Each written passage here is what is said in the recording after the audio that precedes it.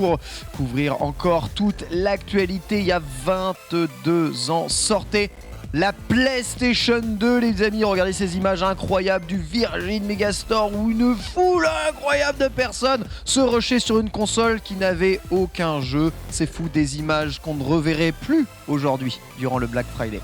Starter, ça commence tout de suite, c'est parti.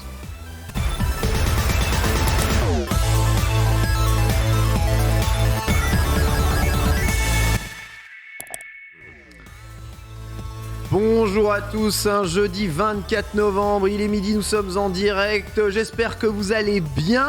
Alors on n'a pas de retour d'écran, si jamais on peut nous mettre un petit retour histoire de voir à peu près où on se place, voir si j'ai le droit de faire ça ou si je suis à la caméra, ça serait adorable. Je suis avec mon très cher Adibou. Comment ça va, Adibou? Je crois que t'allais lancer Reza, bah écoute. Ah non, toujours le co-animateur. Toujours. Ou la co-animatrice. Effectivement, bah oui, parce que vous l'aurez remarqué, la loque de la jungle, elle a changé. Co-animateur pour toi? Co-animateur. Co-animateur, d'accord. Je reste sur le... En 2022, faut toujours demander. Him pour le moment, donc voilà. Him pour le moment, très ça bien. peut changer, on ne sait jamais, mais pour le moment, je remplace Lox de la jungle, mais temporairement, rassurez-vous, elle reviendra en temps voulu, on va dire. Elle prend soin d'elle, donc on l'embrasse très très fort et je suis très heureux d'être présent évidemment aujourd'hui. C'est une première, donc mine de rien, Ken, t'es le capitaine. Je vais me laisser embrigader tranquillement et je te fais confiance, mais j'ai un peu les chocottes quand même. Les chocottes, mais t'as un ordinateur pour lire la sellette. Tout va bien se passer, ça se passera à merveille, ne t'en fais pas.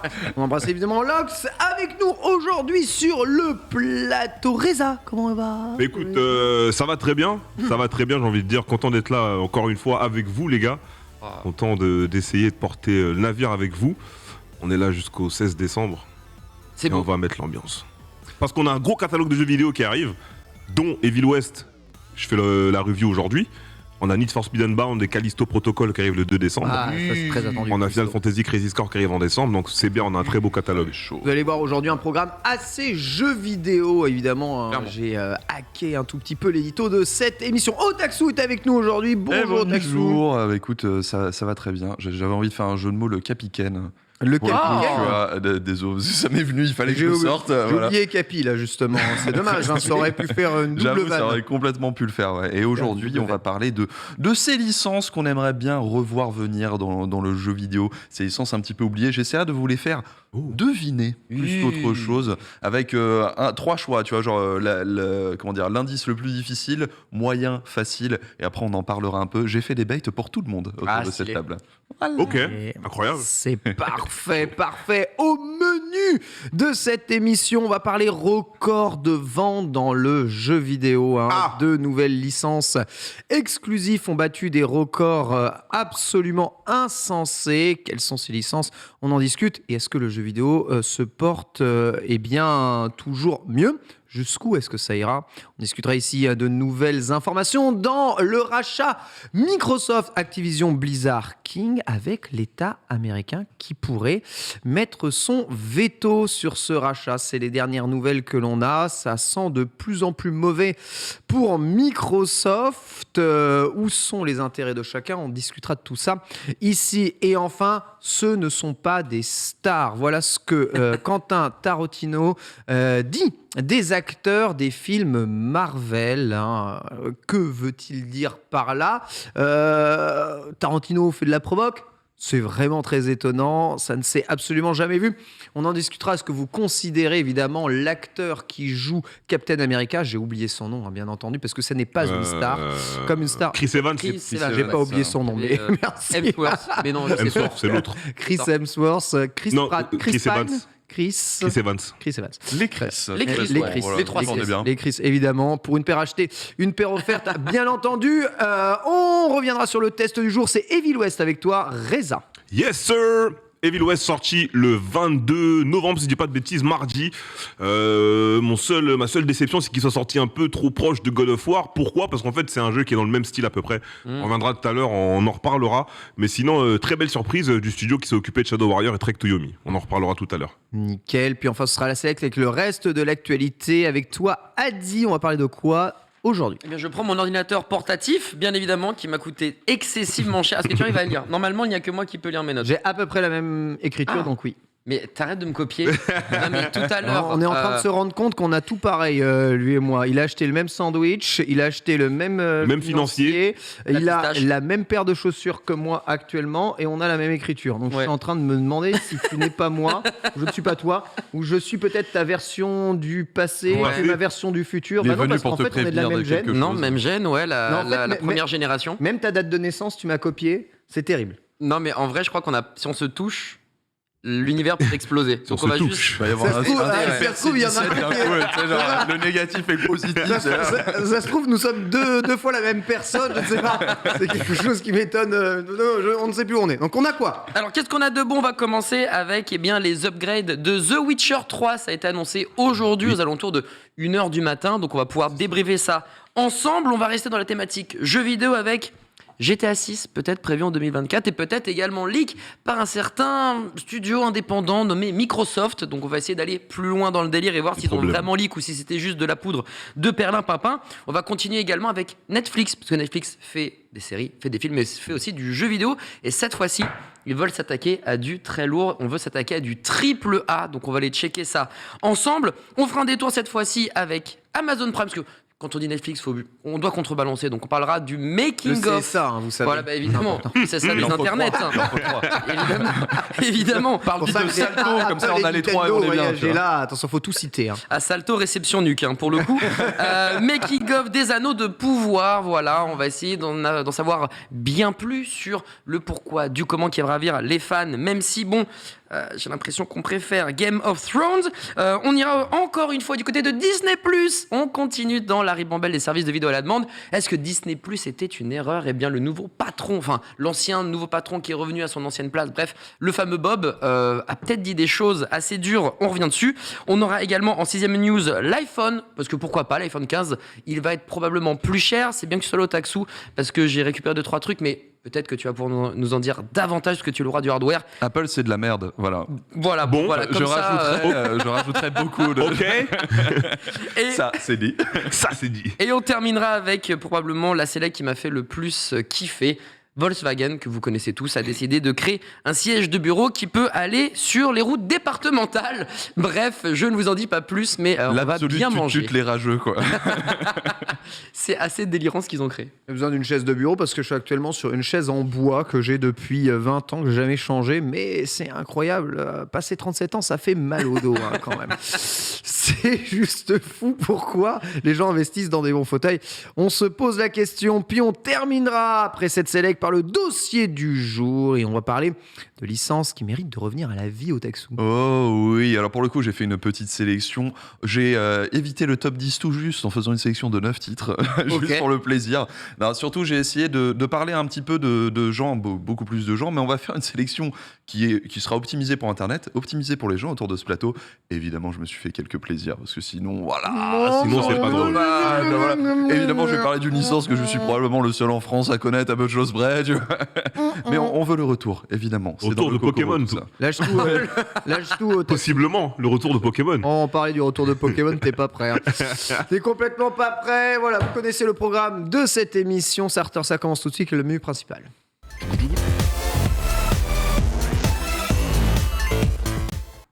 Et justement, menu principal aujourd'hui, les records tombent dans les ventes de jeux vidéo. God of War Ragnarok signe ni plus ni moins que le meilleur démarrage de l'histoire d'un jeu PlayStation First Party. Et quand je dis ever, c'est ever, avec plus de 5 millions d'exemplaires sur la première semaine vendue sur PlayStation 4 On est et bien. PlayStation 5 cumulés, avec 70% des ventes réalisées sur PlayStation 5. 5, ouais. Rendez-vous compte quand même, c'est ni plus ni moins que le record absolu. On peut regarder à titre de comparaison grâce à l'imminent Oscar Lemaire, toujours aussi bon, suivez-le sur Twitter, il a un Patreon sur son site Ludostri où il met tout à jour, je pompe tellement de ces informations que je lui fais évidemment L'intégralité de la presse française. évidemment de la évidemment. pub parce que je me sens honteux mais je suis patriote.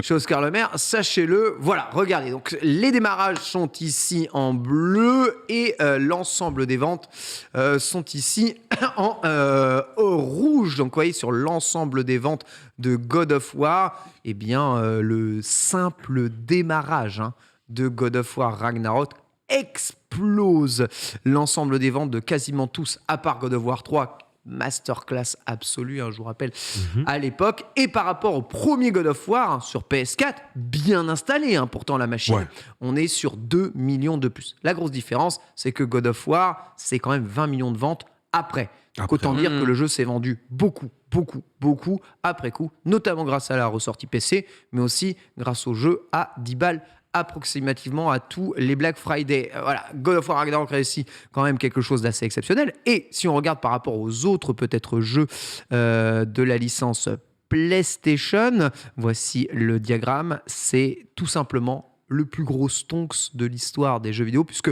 même The Last of Us Partout, qui avait réalisé un record quasi absolu avec 4 millions de ventes en 2 jours, God of War Ragnarok, eh bien, l'explose à 5,1 millions de ventes. C'est juste la folie furieuse, en tout cas, ce jeu, mais il n'est pas le seul.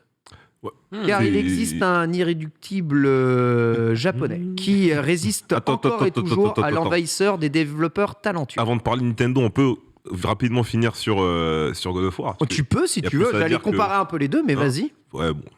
Voilà, j'y arrive. La comparaison, on en parlera après. Mais avant de rentrer dans la comparaison, c'est surtout saluer entre guillemets cette performance, que du coup God of War, comme tu le disais, c'est une licence qui existe depuis 2005. Il y a eu une première trilogie 2005, 2007, 2010 avec God of War 1, 2 et 3 qui était sorti à l'époque. On a Santa Monica qui était censé faire un jeu en fait vers 2012, 13, 14 et ils n'arrivaient pas entre guillemets à aller vers ce qu'ils voulaient faire. Du coup, ils avaient dû mettre un terme au projet. Ils se sont dit, à la place, on va soft reboot, entre guillemets, God of War. Ce n'est pas un reboot. Quand je dis soft reboot, je parle vraiment du gameplay, tout ça. C'est une suite. Donc, ils arrivent avec God of War 4. Ils font l'annonce sans que personne ne le sache à l'époque, d'ailleurs, qui n'avait pas été leaké. Et ça marche plutôt bien. On a God of War 5 aujourd'hui, comme tu dis, 70% des ventes sont faites sur Play 5. Moi, je suis hyper content, surtout parce que, tu sais, God of War, là-bas, c'est un beat 'em up. Et le beat 'em up, c'est un de mes styles de jeu préférés, donc c'est l'ancêtre du jeu de combat. Et aujourd'hui, à une ère où on a beaucoup de jeux accroupis, narratif plus accroupi, c'est le combo qui marche aujourd'hui, on va pas se mentir, c'est ça, c'est narratif plus accroupi. Narratif accroupi, c'est un peu les jeux qui marchent aujourd'hui. Le radar donc, pour regarder derrière exactement. le mur. Donc se dire que même si God of War modifie la formule, il se dit ok, on va aussi faire du gros narratif, mais tout en gardant le côté beat 'em up, c'est-à-dire avec la profondeur de combat, tous les trucs à développer, le skill tree, les compétences et autres, ils arrivent à faire ce genre de vente. Moi personnellement, je suis choqué, tu vois. Écoute, c'est la qualité du produit aussi qui parle. Un appel marketing aussi absolument gigantesque, puis une confiance que les joueurs PlayStation octroient aux licences de la Play. C'est un jeu qui était très attendu parce qu'il y a les rumeurs, tout ça sur le premier. Maintenant, j'ai du mal à comprendre comment le jeu marche autant alors qu'il faut vraiment avoir fait le 1 tout de même. Qu'il arrive à surpasser Spider-Man, qui est quand même une des licences les plus connues au monde. Je trouve ça phénoménal en fait, quoi. Sans dire que c'est mauvais, parce qu'au contraire, bravo God of War d'avoir réussi à surpasser ça, quoi. Alors, waouh, je n'ai aucune idée de comment il réussit à faire ça. En fait, encore une fois, moi je pense, encore une fois, c'est mon petit point de vue de ce que je vois un petit peu sur Internet et tout. Aujourd'hui, on est beaucoup dans une situation où la hype aussi prime avant tout. Donc les gens, quand il y a un gros jeu qui arrive, par exemple cette année, les 2 plus gros jeux qui sont sortis, on va pas se mentir, c'était Elden Ring, qui était le jeu le plus attendu sur Internet 2 ans d'affilée, et God of War qui était attendu. Tout le monde s'est rué dessus. Autant les fans, autant les gens qui en ont rien à foutre et qui voulaient juste faire partie du bateau. C'est vrai. Moi, je passais sur Twitch, je voyais des gens jouer Elden Ring, et ils voulaient pas jouer au jeu, quoi. Tu vois, ils mettaient la carte à côté, ils mettaient ça à côté, ils voulaient juste être dans le wagon de tous les gens qui jouent. Comme la Ragnarok, t'as sûrement des gens dans le wagon, et j'embrasse notre collègue Nanix, à qui, sur une autre émission, j'ai forcé à faire du coup God of War 4 avant de faire Ragnarok, parce qu'il était prêt à faire Ragnarok sans connaître l'histoire du 4 et du 1, 2, 3. Je lui dis, mais frère, t'as la Play 5, prends le 4, en plus le gameplay est bon, donc fais-toi plaisir, au moins joue au 4. Et le 5, c'est la suite directe. Donc t'as comme d'habitude un jeu très attendu, très bon marketing, et puis t'as ceux aussi qui suivent, comme toutes les grosses sorties de toute façon, que ce soit The Last of Us 2, Elden Ring ou bien God of War, tu vois. Tout à fait, vous voyez, grosse performance en tout cas pour God of War, ça fait plaisir. Mais voilà, 5 millions de ventes en une semaine. Il y a un petit développeur japonais qui a fait Hold My Beer, pas de problème, vas-y, il n'y a pas de souci. Voilà, je veux bien relever le défi, et ce jeu, c'est Pokémon. Mais non. Attrapez-les Pokémon tous. Et non, écarlate et incroyable. violet réalise le record absolu et total d'un 10 millions de jeu en 3 jours. Oh, c'est un Communiqué délire, hein. officiel de Nintendo, 10 millions de ventes en 3 jours, dont 4,2 réalisés, il me semble, 4 réalisés au Japon. Au Japon. Voilà, c'est tout simplement le meilleur démarrage ever d'un Pokémon jamais. Voilà. Tout simplement. Quand tu regardais justement sur certains revendeurs spécialisés, en tout cas au Japon, il y en avait beaucoup qui étaient en mode, en fait, c'est simple, en termes rien que de résa, ils surclassent tous les autres jeux que j'ai, et par rapport aux autres Pokémon de l'époque, tu pouvais presque arriver sur le double de réservation. Ouais. Donc après, c'était sur des On le sentait revendeurs, avec c'était les par-ci, par-là, précos, mais ouais. tu sentais que si sur une micro-échelle, ça allait se passer comme ça, enfin une micro, bah sur la macro, ça allait être un truc de fou, quoi. Donc ouais, bah 10 millions. Pourtant, le jeu, à toi qui joues régulièrement, Ken Bogart, le jeu, Régulièrement. il est bien. Bah, il dort avec, hein, Il pour dort être honnête. avec Mais le jeu, il est bien. Et on permet Le jeu est très très bien, mais le que ce soit jeu, les bugs, enfin, et trucs comme ça, on les oublie à ce point-là, en fait. je me demande Quand même terrible. comment est-ce qu'on peut comparer God of War et Pokémon. c'est pas possible. On va dire qu'on va pas rechercher les mêmes choses, hein, Ouais. mais en termes de jeux vidéo, oui, comme je l'ai dit, il y a des excellentes. C'est peut-être le meilleur Pokémon jamais, mais en termes de Largement. maîtrise de création d'un jeu, c'est peut-être un des pires jeux first Je le party Switch. mettrais second après Cyberpunk 2077 en termes de pure technique, parce Ouais. que c'est vraiment une catastrophe, on va Ouais. pas se mentir. Et c'est d'autant plus triste que le jeu en lui-même est excellent. Le jeu est juste excellent. excellent. Le jeu est Et excellent. regardez ce record de vente à 10 millions, alors que pendant des années, on osait dire oui, mais Pokémon, s'ils changent pas leur formule, c'est parce qu'après les gens vont être perdus. Nanana. Ils ont éclaté la formule sur cet Ouais, épisode. c'est- Et Et ça ça n'a jamais autant marché. Ils ont bien senti ce que les gens avaient vraiment envie aujourd'hui, parce qu'ils ont déjà essayé de changer la formule plusieurs fois. À chaque fois, ça a fait un bide pour la licence. Là, ils viennent avec un véritable changement qui plaît enfin. Voilà, donc les 3 versions sont là. Voilà, donc c'est vraiment un record. Alors, je sais pas si on a quelques chiffres aussi à montrer par rapport à tout ça, peut-être par rapport aux autres versions, peut-être qu'on aura ça justement. J'ai mais les bon. notes par rapport à d'autres versions, Ouais. et c'est celui qui a été le moins bien noté des 10 dernières années. Ah Il a ouais. réussi à chaparder Pokémon Diamant étincelant et Perle scintillante d'un petit point sur Metacritic. Il est à 77 alors que l'autre à 78. Donc comme quoi, même si t'es moins bien noté, qu'il peut y avoir un peu de review bombing, les gens achètent et kiffent le De toute façon, gameplay. la note, Sam. Donc, la technique, ça. La note, c'est pas ce qui fait les ventes des jeux, tu vois. Non, Aujourd'hui, bien sûr, on mais accorde trop d'importance aux notes, faut généralement. bien comprendre ce qu'il y a derrière une note, quoi, aussi. Ouais. Aussi, ouais. Ouais, Tu après, peux pas ne pas sanctionner les problèmes la de ce jeu. note fait pas la vente des jeux, par contre la note est regardée par les éditeurs et fait potentiellement l'avenir d'une licence Ouais. et de ses choix sur c'est les. vrai. Je suis d'accord avec épisodes Kotak, d'après, donc, mais Pokémon, malheureusement, ils sont invincibles. Ah bah oui, Tu vois, logiquement, ils peuvent sortir un jeu dans cette salle et ça va marcher, tu vois. Ils font des spin-offs à 12 millions d'exemplaires. Tu vois ce que je veux dire? Moi, j'ai C'est ça, le demandé à Borvo de nous faire un petit comparatif de 2 panoramas pris totalement aléatoirement entre ces 2 jeux qui réalisent les records de vente. Le premier panorama, c'est celui de God of War. C'est pas très Oh beau, non. franchement. Le royaume des nains. Ouais, on J'ai va peur, dire- j'ai très peur. The Art and Ouais, Fine. alors, ils ont pris une photo. Et ça, c'est Pokémon. Donc, on est quand même sur quelque chose de imminemment plus magnifique qui mérite 2 fois plus de ventes. Je pense que Chez- la Ah, comparaison, faudrait être aveugle Putain, pour ne le pas pire, voir. c'est que t'as pas pris le pire screenshot. Pour Ouais, le coup, clairement. en termes de Ouais, Ouais, vente. celui-là, j'allais dire, il est pas si pire. Ouais, celui-là, ça va encore, J'ai quoi. demandé deux Tu vois ça panoramas. dans le trailer, tu dis oh il a l'air pas si mal. Tu Comme regardes quoi, le jeu par tout contre. ceci eh bien, rappelle évidemment au monde que les graphismes, c'est pas ce qui fait la qualité d'un jeu. J'espère que vous en avez conscience aujourd'hui chez Prends vous. mon bug préféré. Même si, Il est trop bien drôle. Lui, c'est entendu, mon préféré. le framerate, lui, participe à la qualité du jeu. Ça, c'est vraiment terrible. En tout cas, voilà, petit comparo. Petit retour en arrière, hein, les 2 meilleurs démarrages ever, c'était GTA V et Red Dead Redemption 2. On rappelle, hein, GTA V avait réalisé plus d'$1 milliard de revenus en 3 jours. Red Dead Redemption 2, 775 millions en 3 jours, 725 millions en 3 jours. Donc GTA V reste en termes de rentabilité sur 3 jours assez indétrônable, d'autant plus que même si on a 10 millions de ventes de Pokémon, en termes de rentabilité, comme le jeu est vendu 60 € grand max, grand max, grand max, on est aux alentours de 600 millions de revenus. Voilà, juste petit tour de table ici. Le jeu vidéo va continuer de se porter très très bien. Et de battre des nouveaux records au Taxou. Ah bah très largement. Aujourd'hui, on est quand même sur l'industrie culturelle la plus forte au monde. qui est le jeu vidéo, hein, face au cinéma, face au bouquin, face à la musique, face à tout. Le jeu vidéo, c'est le mastodonte aujourd'hui de la culture. Donc évidemment, plus on pète des records, plus il y aura de l'investissement. Plus il y a de l'investissement, plus on va faire des jeux énormes. Plus on va faire des jeux énormes, plus on va péter des records, et ainsi de suite, quoi. Magnifique, j'ai envie de dire. Même si, tu vois, j'ai envie de regarder les gens qui m'ont bully quand j'étais au collège. On me dit, tu joues aux jeux vidéo. On a gagné, mon garçon. Qu'est-ce qui se passe? Voilà. Tu n'es plus rien, toi. Ton foot, là, on s'en fiche, mon gars.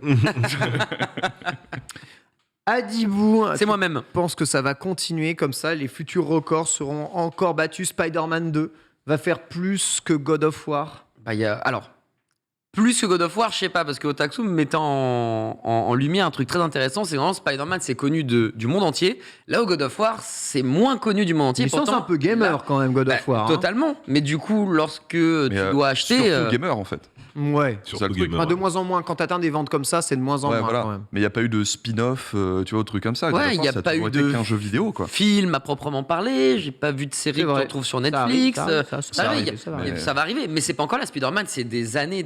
Je veux dire, c'est C'est le le héros comics même, préféré avant tout. de. Bien sûr. C'est 9 films à peu près. C'est ton super-héros des préféré, animés. Reza? Non. Ok, bon, j'ai Pas du tenté. tout. J'ai tenté, Ah j'ai non, pas perdu, du j'ai tout. piffé. Je suis Meurs pas pas du sur tout ton fan pif, de toute façon. Meurs pas sur ton pif, bien essayé. Mais je suis pas du tout fan de Spider-Man. Et le dernier, je l'ai vu au ciné, je voulais pleurer, mon gars, c'était trop nul. Bref, je te laisse continuer. Mais non, mais pour le coup, en fait, suis désolé. Otaksu a tout résumé, littéralement. Ça ne peut que snowball et continuer davantage. Et avec plus ce côté très surconsommation, on mange tout et n'importe quoi en série, en film, Netflix, etc. Genre, on est à fond dedans. Donc, ouais, plus ça va avancer, plus ça va être fou. Honnêtement, le prochain GTA, je pense que lui, mais il va fracturer Internet et le monde entier. Alors, en tout cas, comme le disait mon ami Pouillot, qui lui aussi s'est fait dépouiller, hein, tous les voyants sont à l'écarlate pour Pokémon, évidemment. Et je pense qu'il y a moyen de faire les plus grosses ventes ever d'un Pokémon à jamais, ce qui serait fou, parce qu'elle est détrônée rouge, bleu, jaune. vert. C'est quand même pas une mince affaire. Voilà en tout cas pour ça, bien anticipé à tous ceux qui l'ont vu.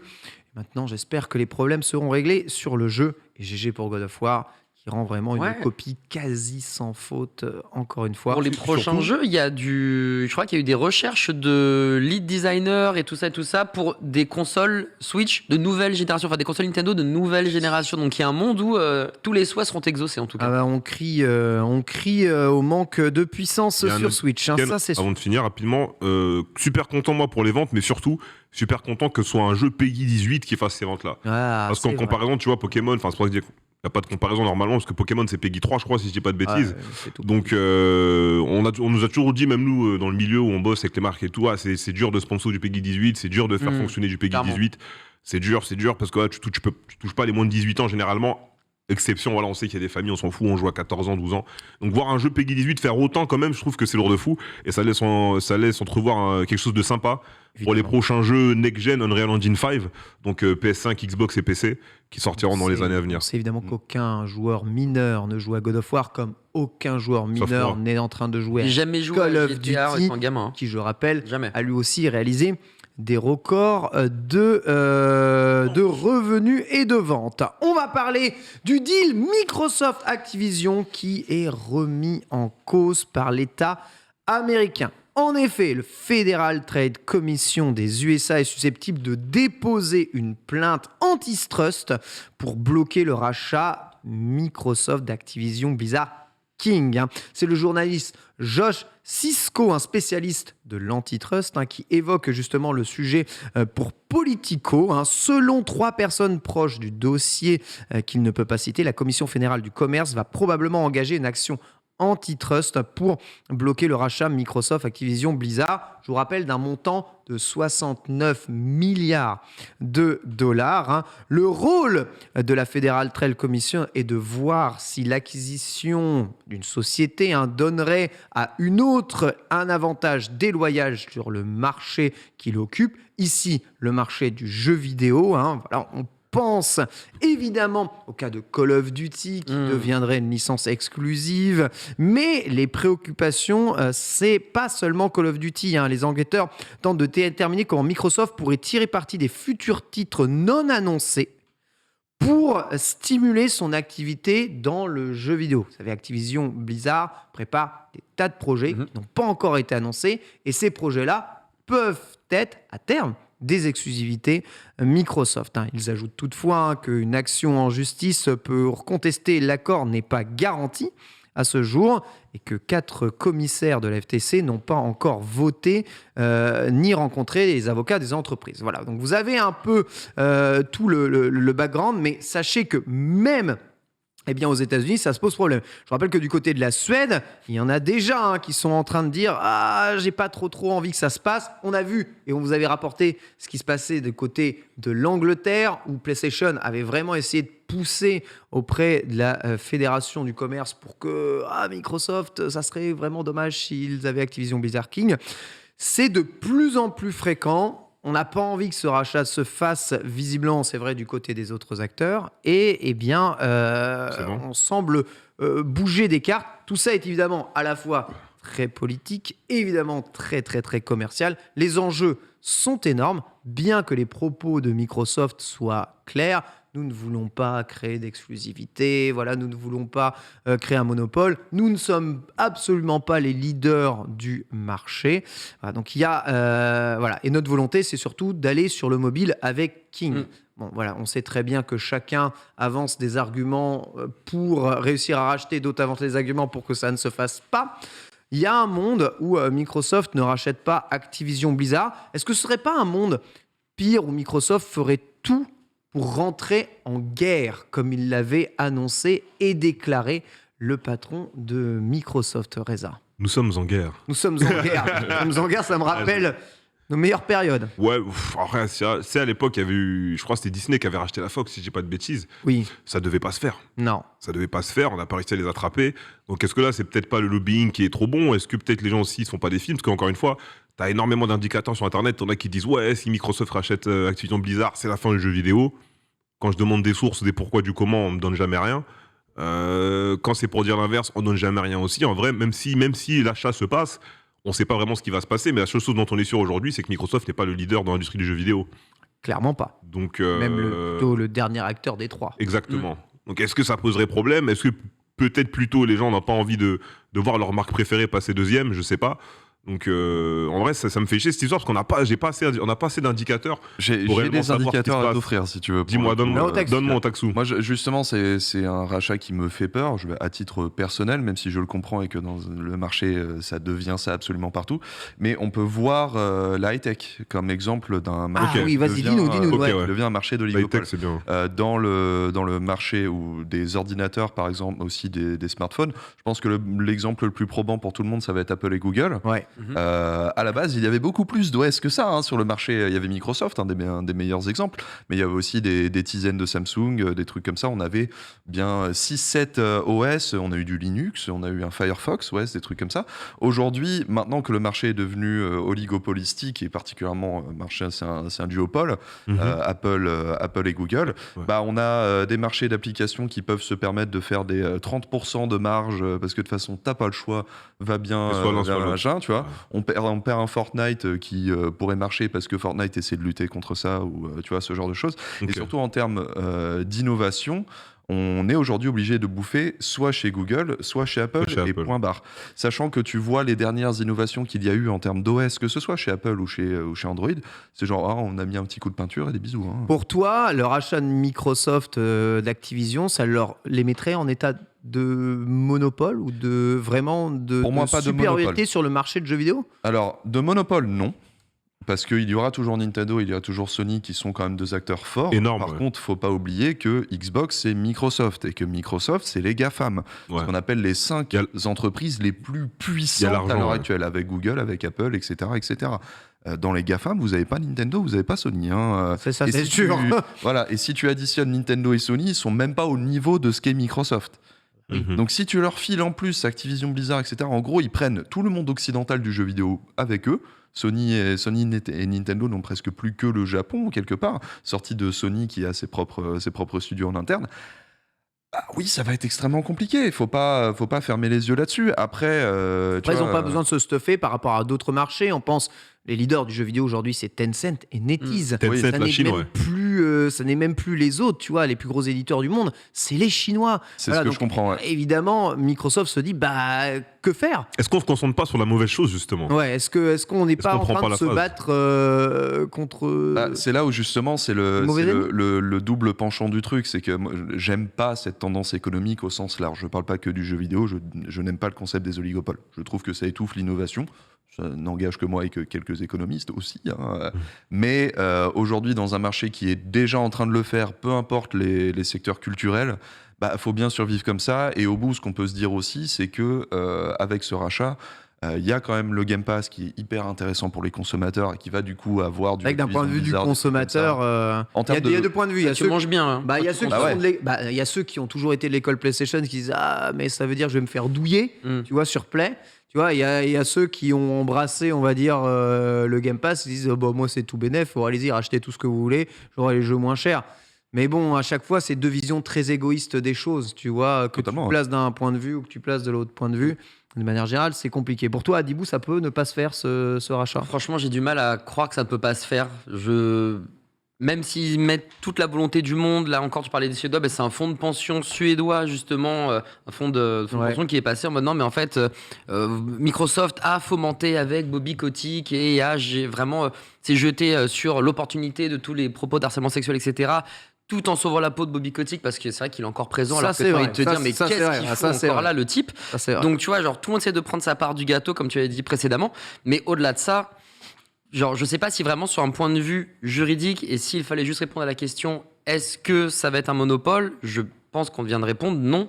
Donc j'ai envie de dire sur le truc le plus bateau, le plus basique, la question est non. Si la réponse est non, dans ces cas-là, tu passes. C'est vrai que si ça vote anti-monopole, c'est peut-être pas là-dessus. Pour terminer du coup au texte. Voilà, j'ai juste un petit truc à souligner par rapport à ça, parce qu'un bon exemple qu'on peut voir en fait aujourd'hui au quotidien sur cette idée d'oligopole, tous les centres-villes de France aujourd'hui sont exactement les mêmes. C'est du Zara, c'est du H&M, c'est du machin, etc.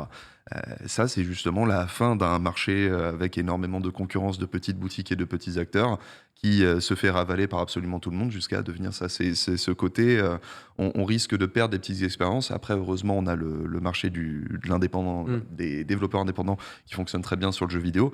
Mais c'est ce genre de truc qui peut faire peur dans l'idée d'avoir un oligopole si puissant, en fait, tout simplement. On verra, même dans le cadre des marchés gigantesques, même les hypermarchés et les supermarchés sont des business qui sont en déclin actuellement. Qui sait, peut-être qu'un jour, le consommateur ira là où il s'y retrouve, pas forcément que financièrement. On va enchaîner avec le prochain sujet et les déclarations de Quentin Tarantino, un grand homme qui a fait de grands films, sacré Quentin, et le meilleur touilleur américain, j'ai envie de l'appeler, puisque ce dernier déclare que les acteurs de films Marvel, voire de super-héros, sauf Batman évidemment, puisque Batman n'est pas un vrai super-héros au cinéma, on le sait, ne sont pas des stars. Les propos sont quand même un peu durs. C'est durant un podcast que le cinéaste a évoqué la disparition des stars de cinéma en blâmant notamment les films Marvel, en déclarant une conséquence de la marvelisation de Hollywood et que vous avez tous ces acteurs qui sont devenus célèbres en jouant ces personnages. Mais ce ne sont pas des stars de cinéma. Pas vrai ? La star, c'est Captain America ou Thor. Je ne suis pas le premier à le dire. Je pense que ça a été dit par des milliards de personnes, des dizaines de fois, mais ce sont les personnages des franchises qui deviennent des stars. Alors voilà, ces déclarations évidemment qui peuvent peut-être vous choquer. On va vous poser la question d'ailleurs. Les acteurs des films Marvel sont-ils pour vous des stars ou la star ? Est-ce que c'est Doctor Strange et pas Bénédicte Concombre ?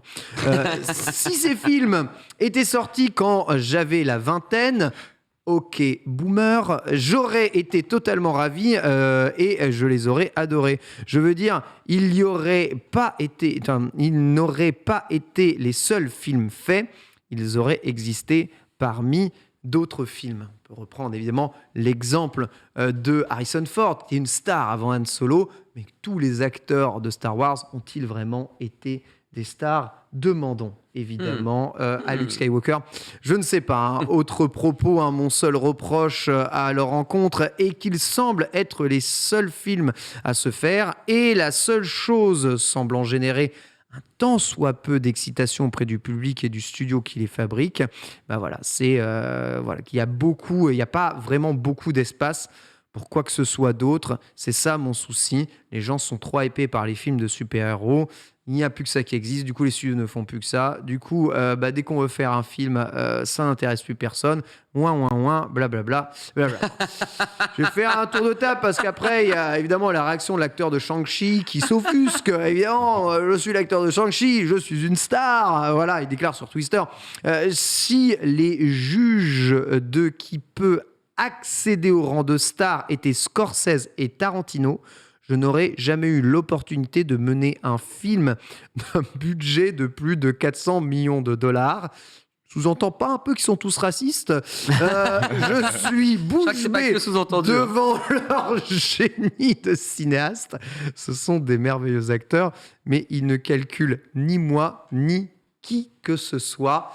Voilà, l'opportunité... Racisme, oui, parce que le reste de sa citation, c'était qu'en gros, il y avait un tâche sur le cinéma qui était blanc avant. Voilà, d'accord. Je dis bien pour vous. Je dis bien pour vous qu'il accuse quand même les anciens d'être... Bien sûr. Un petit peu favorisé certains types d'acteurs et ça. Il a raison. C'est connu. C'est pas nouveau. Est-ce que c'est nouveau? Est-ce que ça vous choque? Non. Est-ce que ça vous surprend très cher? Ça a été un énorme problème qui a été souligné plus d'une fois. Je sais pas combien remise de prix, trucs comme ça, on le sait. C'est un truc qu'on le sait maintenant, du coup, ce qui se passe, c'est que là, surtout, c'est plus un podcast, je pense, en mode aigri. C'est un peu en mode une petite rente, je vais dire ce qui me plaît pas. Parce qu'aujourd'hui, faut dire ce qui est, tu vois, tu prends le top 15 des entrées au cinéma, des blockbusters et tout, je pense les moitiés, voire un peu plus, c'est des films du MCU. Et à côté, t'as au moins 2 Fast and Furious.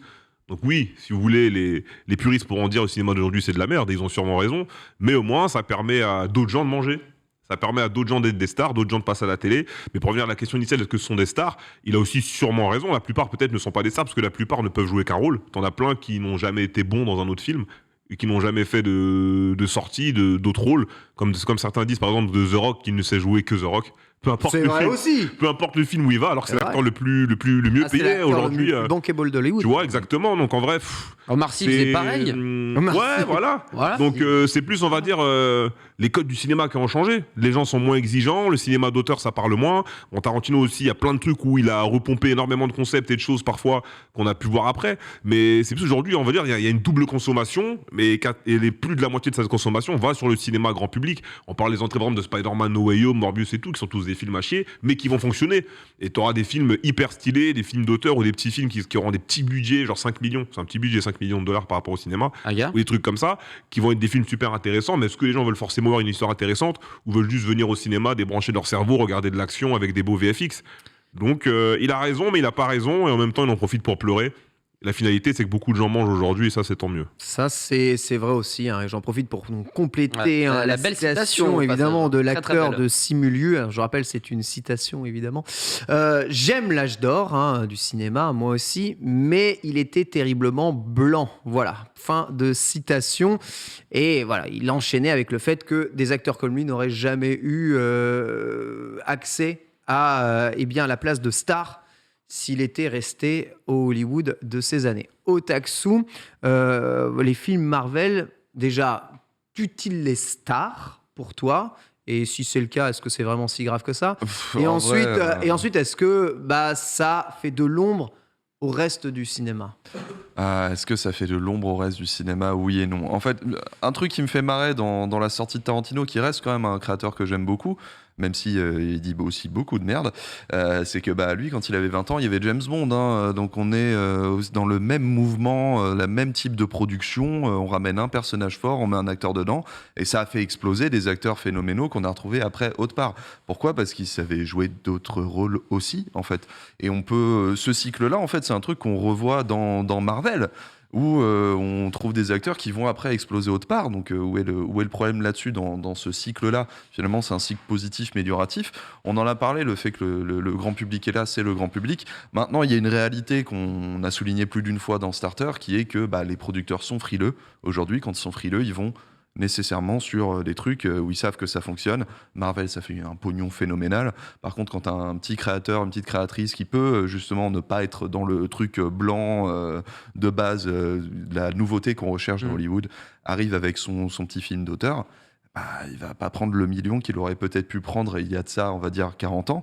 Le problème aussi, c'est que s'il avait essayé de le prendre il y a de ça 80 ans, on lui aurait pas filé non plus, parce qu'on était toujours on était aussi dans une autre vague d'Hollywood qui était en plein contrôle des producteurs avant qu'une nouvelle génération arrive et l'explose.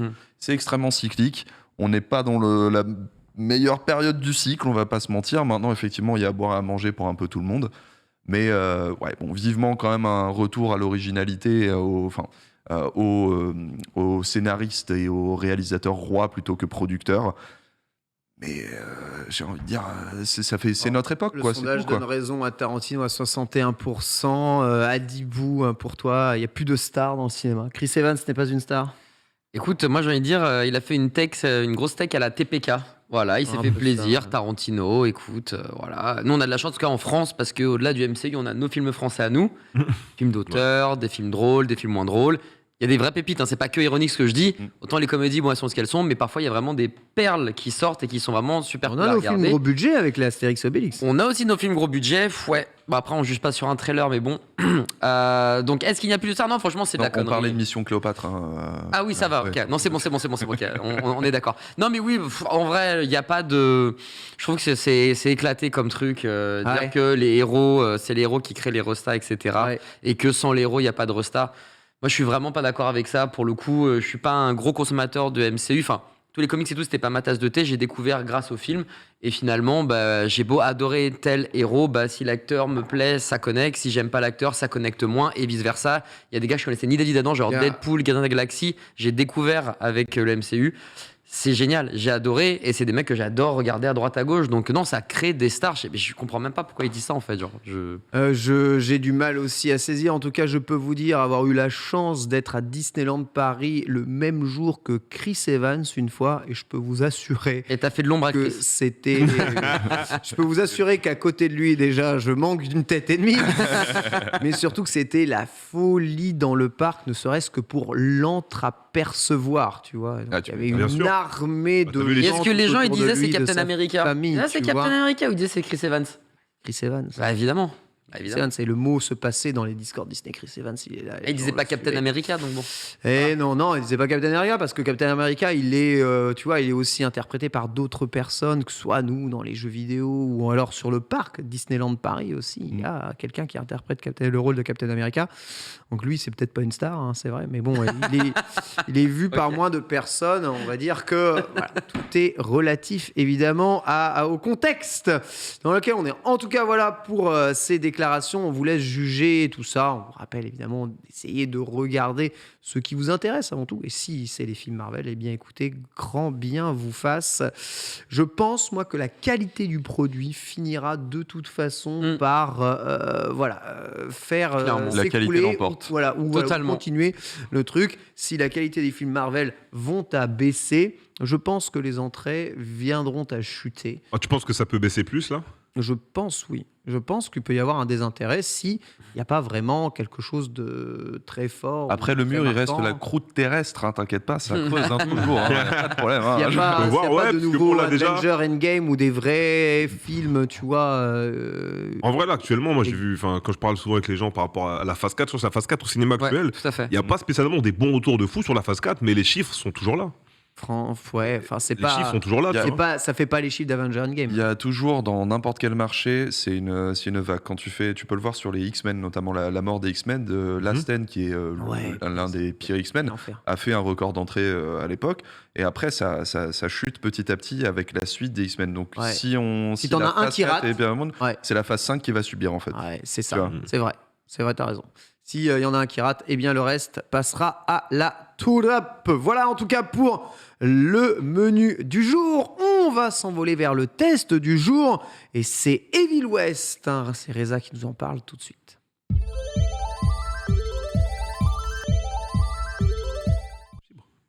Evil West, alors évidemment, on parle beaucoup de God of War, succès absolument incroyable, mais il n'est pas le seul jeu un peu nerveux à sortir en cette fin d'année. Et eh bien Reza, tu as eu la chance de jouer à Evil West. Le jeu vaut-il le coup qu'on s'y intéresse? J'ai trop hâte de t'écouter parce que je l'ai vu à droite à gauche. Je sais pas ce que c'est. Du coup, j'ai trop hâte que tu m'expliques. Ouais, m'écoute pas trop. Ah. Mais je suis là. Bah, moi, Spoiler alert. moi, je suis un mauvais vendeur là aujourd'hui.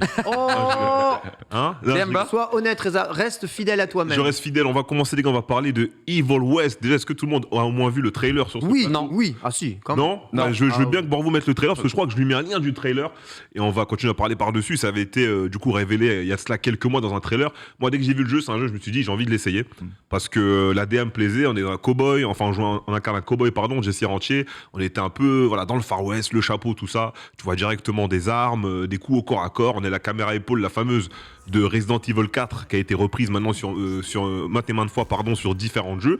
Et surtout, on a l'air d'être dans un petit jeu nerveux où ça tape, où ça tue. Bref, le genre de truc que j'aime bien. Ouais. Et ça me plaît. Ah voilà, merci beaucoup. En jeu vidéo seulement. En jeu vidéo. Voilà, évidemment. Je ne suis pas quelqu'un de violent, Ken. Voilà. Il n'est qu'amour, Reza. Il n'est qu'amour. Donc voilà, le jeu a été développé par le magnifique studio polonais de Varsovie, donc Flying Wild Dog, je ne sais pas si ça vous parle, qui a fait les Shadow Warrior. Warrior 1, 2, ouais, alors là, ça me parle. Shadow Warrior 1, 2 et 3 qui ont aussi fait Trek to Yomi qui est sorti cette année. c'est Je vrai. n'ai pas eu la chance malheureusement de review sur le plateau, mais j'ai joué au jeu.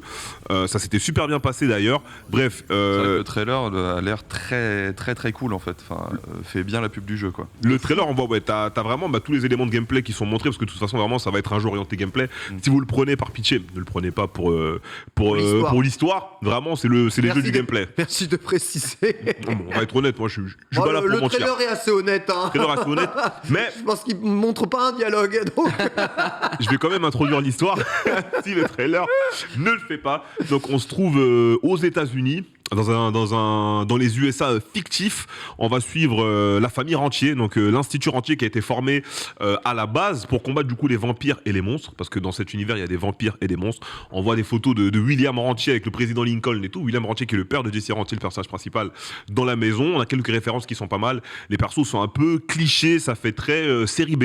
Moi j'aime beaucoup les films de série B, j'aime beaucoup quand c'est bam bam, il y a quelques clichés, ça joue, ça envoie et t'as des phrases de merde mais qui sont genre trop bien. Un exemple Riddick sur ce plateau, moi je sais que j'adore Riddick, on en avait parlé je crois avec Otaksu une fois, j'aime bien aussi pour moi les chroniques de je kiffe Riddick. trop Riddick et je sais que c'est pas un grand film et je sais que c'est pas du grand cinéma.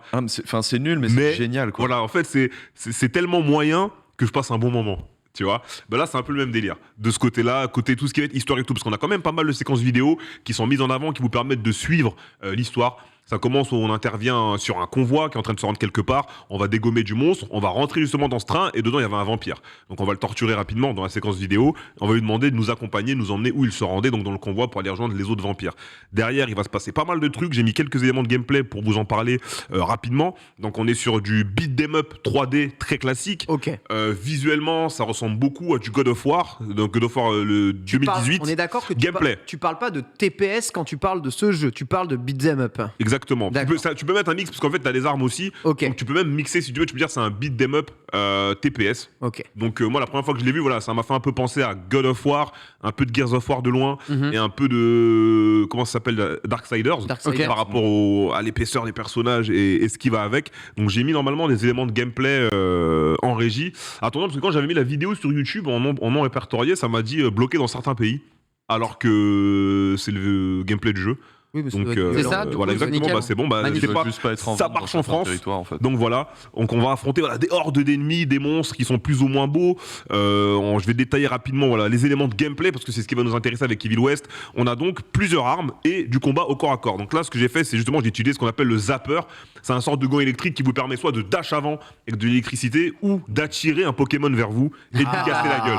Et au moment où vous l'attirez, exactement, au moment où vous l'attirez vers vous, il y a une série de patates qui s'ensuit, bam, explosion. Quand l'adversaire brille comme ça, il y a des exécutions qui sont disponibles. Et avec le zapper, on peut aussi parier un coup et enchaîner. Là, vous voyez des éléments en surbrillance sur le côté, parce qu'en maintenant le bouton pour taper au point, voilà, On peut mettre une sorte de percute qui va luncher l'adversaire dans les airs et terminer avec un Superman Punch pour l'envoyer dedans.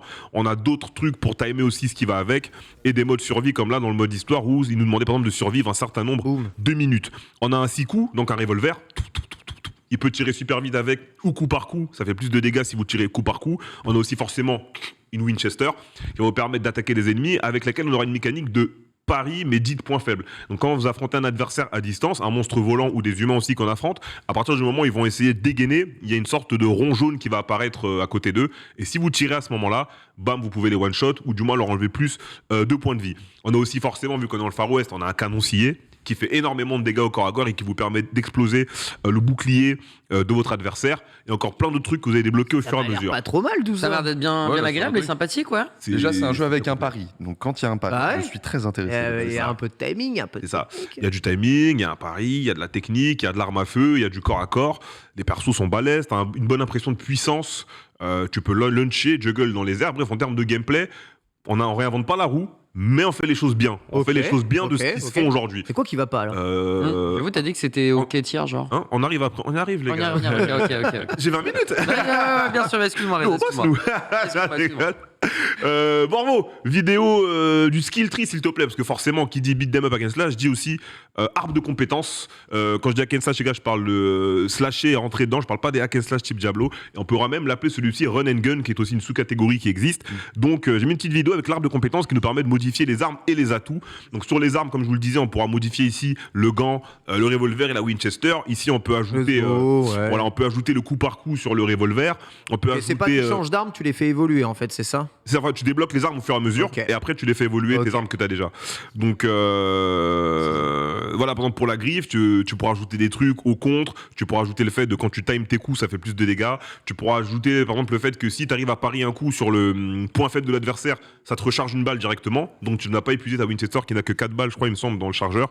Tu as le canon scié que tu peux augmenter et tu as aussi le côté atout ici, donc sur Perks, avec tout ce qui va être corps à corps. Tu auras des améliorations, un ground pound, tu pourras améliorer le Superman Punch, tu auras d'autres techniques que tu vas débloquer et tu auras aussi des améliorations sur le zapper qui te permettront de débloquer des attaques en plus. Donc voilà, là on répond vraiment au gros bingo des beat them up, run and gun et hack and slash type beat them up qui fait en sorte que, à la différence de certains actions RPG, tu débloques pas juste des techniques mais t'améliores aussi le gameplay de ton personnage bien sûr. avec des nouvelles commandes, des nouveaux inputs. Des nouveaux enchaînements, des nouveaux inputs qui rentrent. Des nouveaux inputs qui rentrent et tout. Donc voilà, de ce côté-là, on est très bien.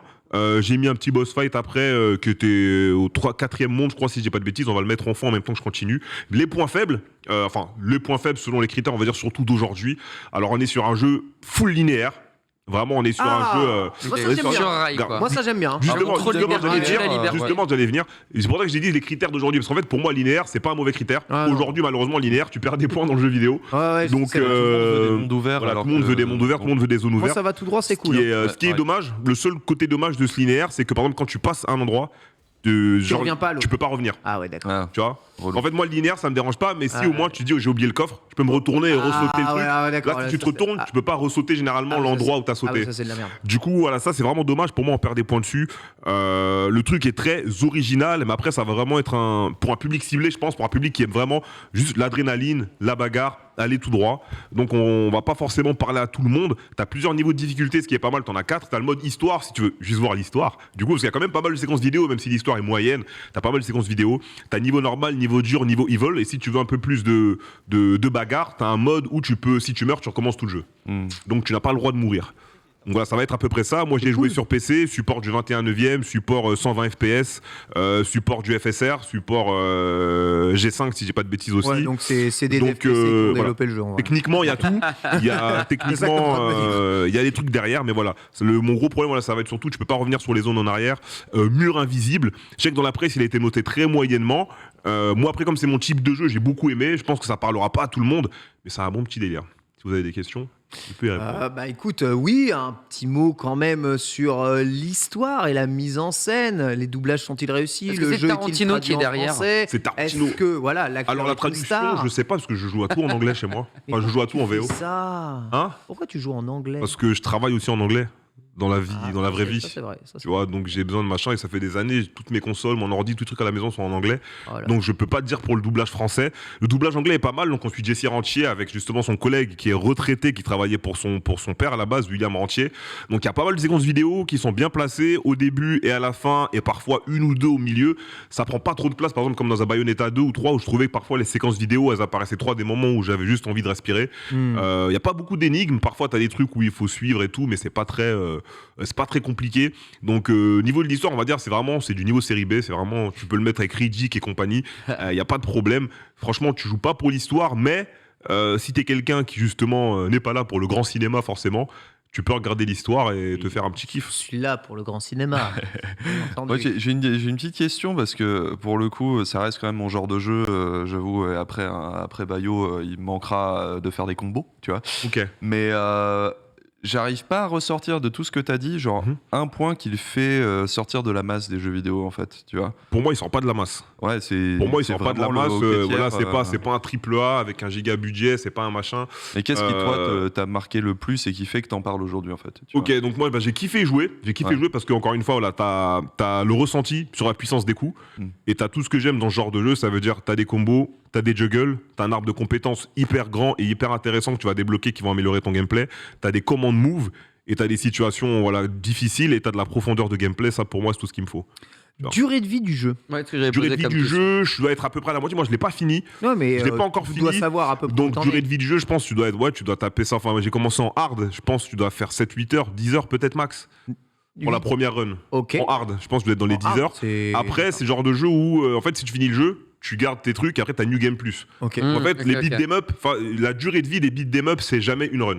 Il y a des gens, ils font qu'une run, je les comprends, mais en fait, la durée de vie des beat 'em up, c'est comme quand tu fais un roguelike, genre Hades, machin et compagnie, c'est pas une run, la durée de vie. C'est toutes les runs, débloquer le truc, faire Bien machin. sûr. Donc en vrai, la vraie durée de vie, Tu sais s'il y a un c'est New Game refaire- Plus il y a un ou New pas Game Plus. Ok, il y a un New Game Tu Plus. gardes toutes tes armes et t'as un New Game Plus et Let's- tu fais le niveau suivant. Niveau de difficulté, il y en a combien 4. 4 niveaux de difficulté, C'est ça ça. commence à. Histoire. Ça commence à. Les histoire. adversaires se laissent faire, Très tu bien, vois. ça Et commence. t'as un niveau, t'as un niveau très difficile, donc accessible à tout le monde. Coopération dans le jeu. Coop dans le jeu, multijoueur. tu peux faire la coop entièrement. Arrête. Tu peux faire Ça, le jeu c'est entièrement en cool. coop. ouais. Arrête. Ça, c'est Localement cool. ou Non, en ligne. En ligne. En ligne, En ouais. ligne. Mais ça marche avec C'est le une truc histoire, de là. Steam, tu sais.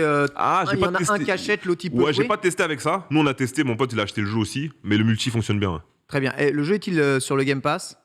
Non, je crois pas. Très bien. Ok. Il y a Impeccable. Gungrave par contre sur le Quelle Game était Pass. ta config PC?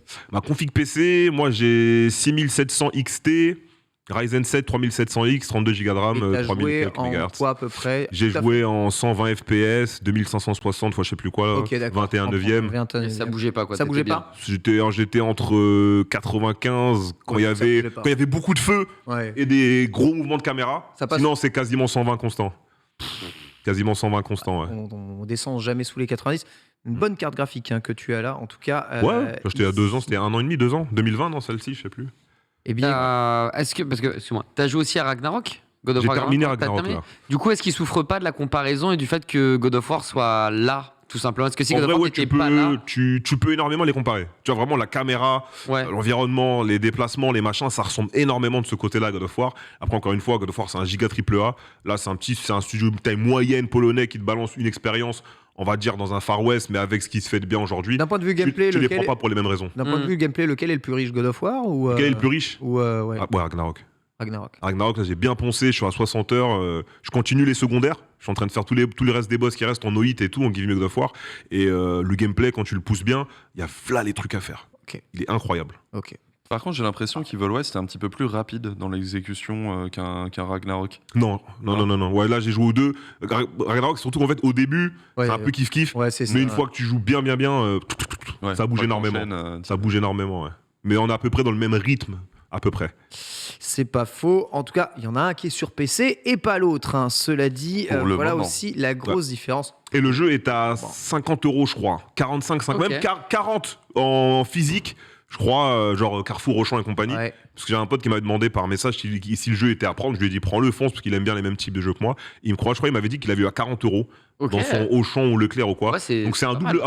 A. un peu comme le beat 'em up qui ressemblait beaucoup à Devil May Cry, Solstice, par le studio italien dont j'avais parlé une fois, c'était pareil, c'était pas trop cher. Si tu avec un jeu, tu peux faire la coop à ce prix-là, ça c'est vraiment sur cool. Steam, ça peut être vraiment cool. Voilà, c'est le test Devil West par exemple. Merci beaucoup. Merci les gars. En tout cas, très intéressant. Et on va enchaîner avec le reste de l'actualité dans la Select avec Adibou. C'est parti.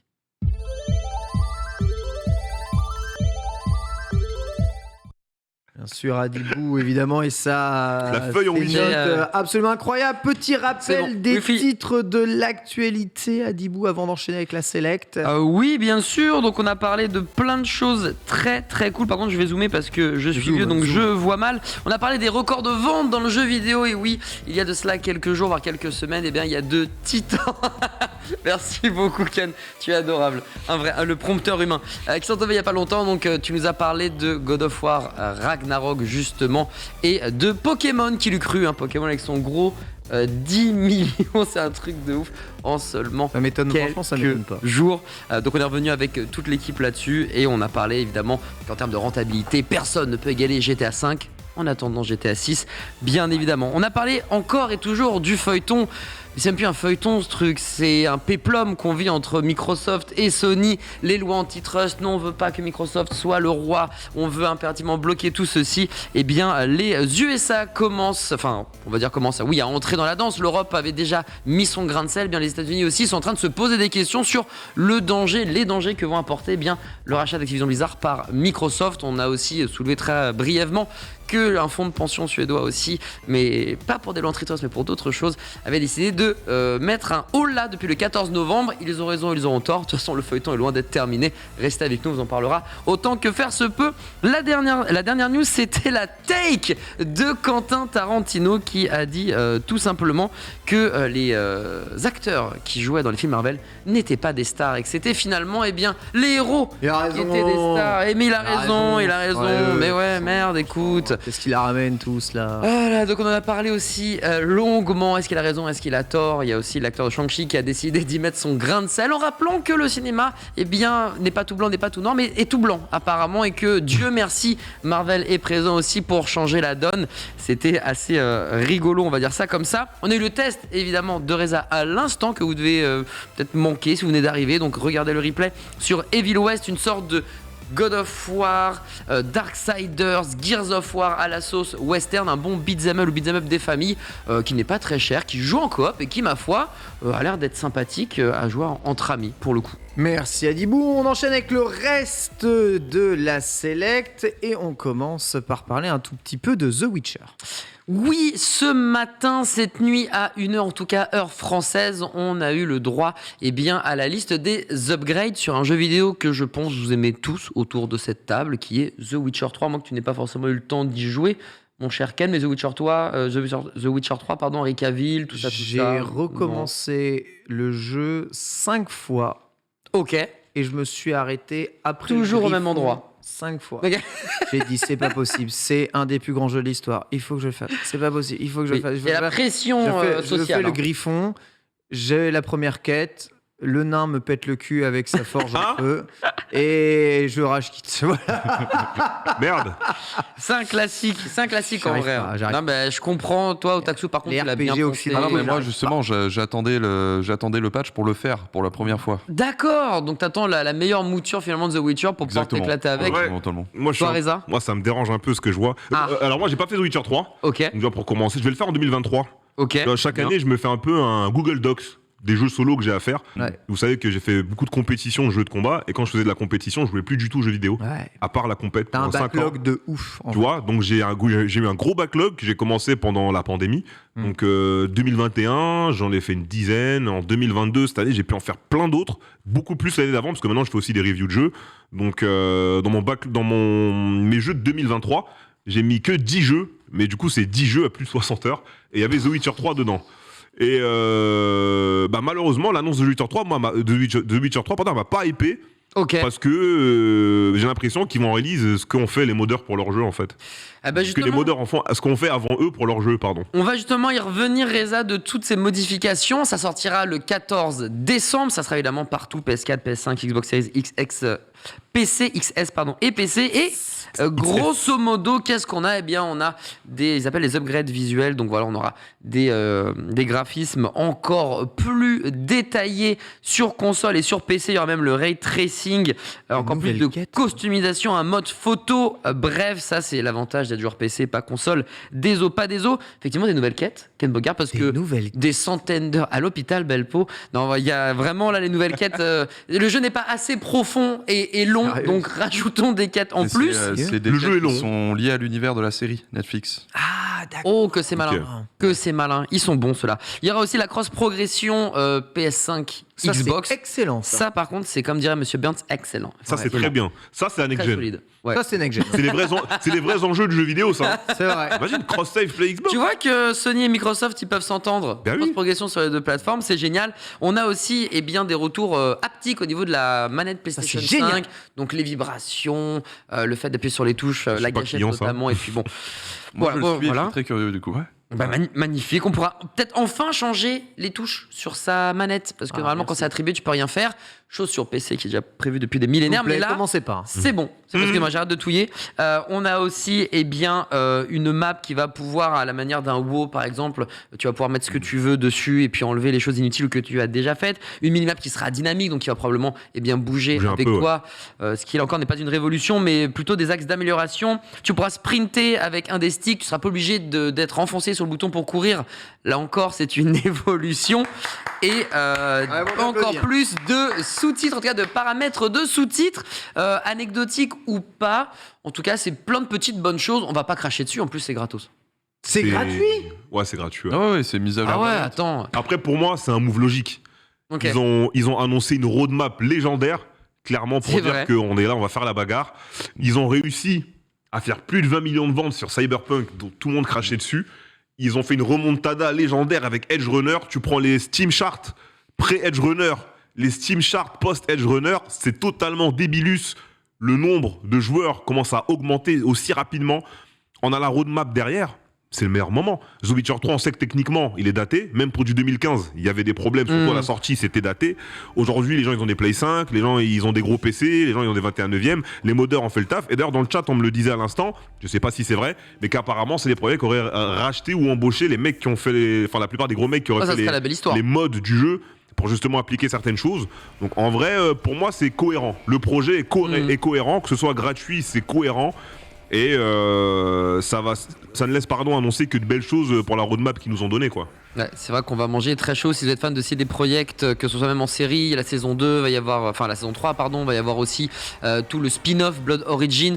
Bref, on n'en a pas terminé encore avec ce bon vieux Geralt de Rive. On va passer sur la deuxième select et on va parler de GTA 6. Eh ouais, ça y est, c'est bon, on a quasiment la date. En tout cas, on aurait l'année 2024. Ça serait l'année de sortie pour GTA 6. Cohérent et logique. Cohérent. Ouais. Tout à fait. Effectivement, il y a pas mal de spécialistes qui ont annoncé que ça devrait être cette année-là. Pourquoi ? Non pas par rapport à Claude François, mais bel et bien parce que sur les chiffres qui sont lancés justement par Tech2, eh bien, ils disent qu'en 2024, il va y avoir une croissance de fou malade. Donc c'est forcément, j'allais dire, une IP qui doit sortir de Tech2. Et si on pense à une licence... Il y a Red Dead Redemption, certes, mais il y a surtout GTA 6. Et pourquoi on vous parle de ça aujourd'hui ? Eh bien, parce que pour une fois, on va pas parler de la guéguerre, encore une fois, Activision, Blizzard, Microsoft, Sony, tout ça. Mais, quoique si, en fait, puisque Microsoft, j'allais dire, on va changer. Non, mais en fait, pas du tout. Microsoft donne toujours, des munitions pour qu'on lui tire dessus. Voilà, littéralement, il est là. Oui, moi, Microsoft, on est gentil. Non, nous, on vaut rien, on n'est pas dangereux, on est des bisounours. Et du coup, il est en train de propager la bonne parole en disant qu'il n'y a pas que les FPS dans la vie. Mince, il n'y a pas que Call of Duty, c'est pas parce que Call of Duty sera avec nous. Déjà, PlayStation va continuer à avoir, etc. Mais il existe plein de genres de jeux différents. Mais oui, plein qui se vendent super bien, Ken.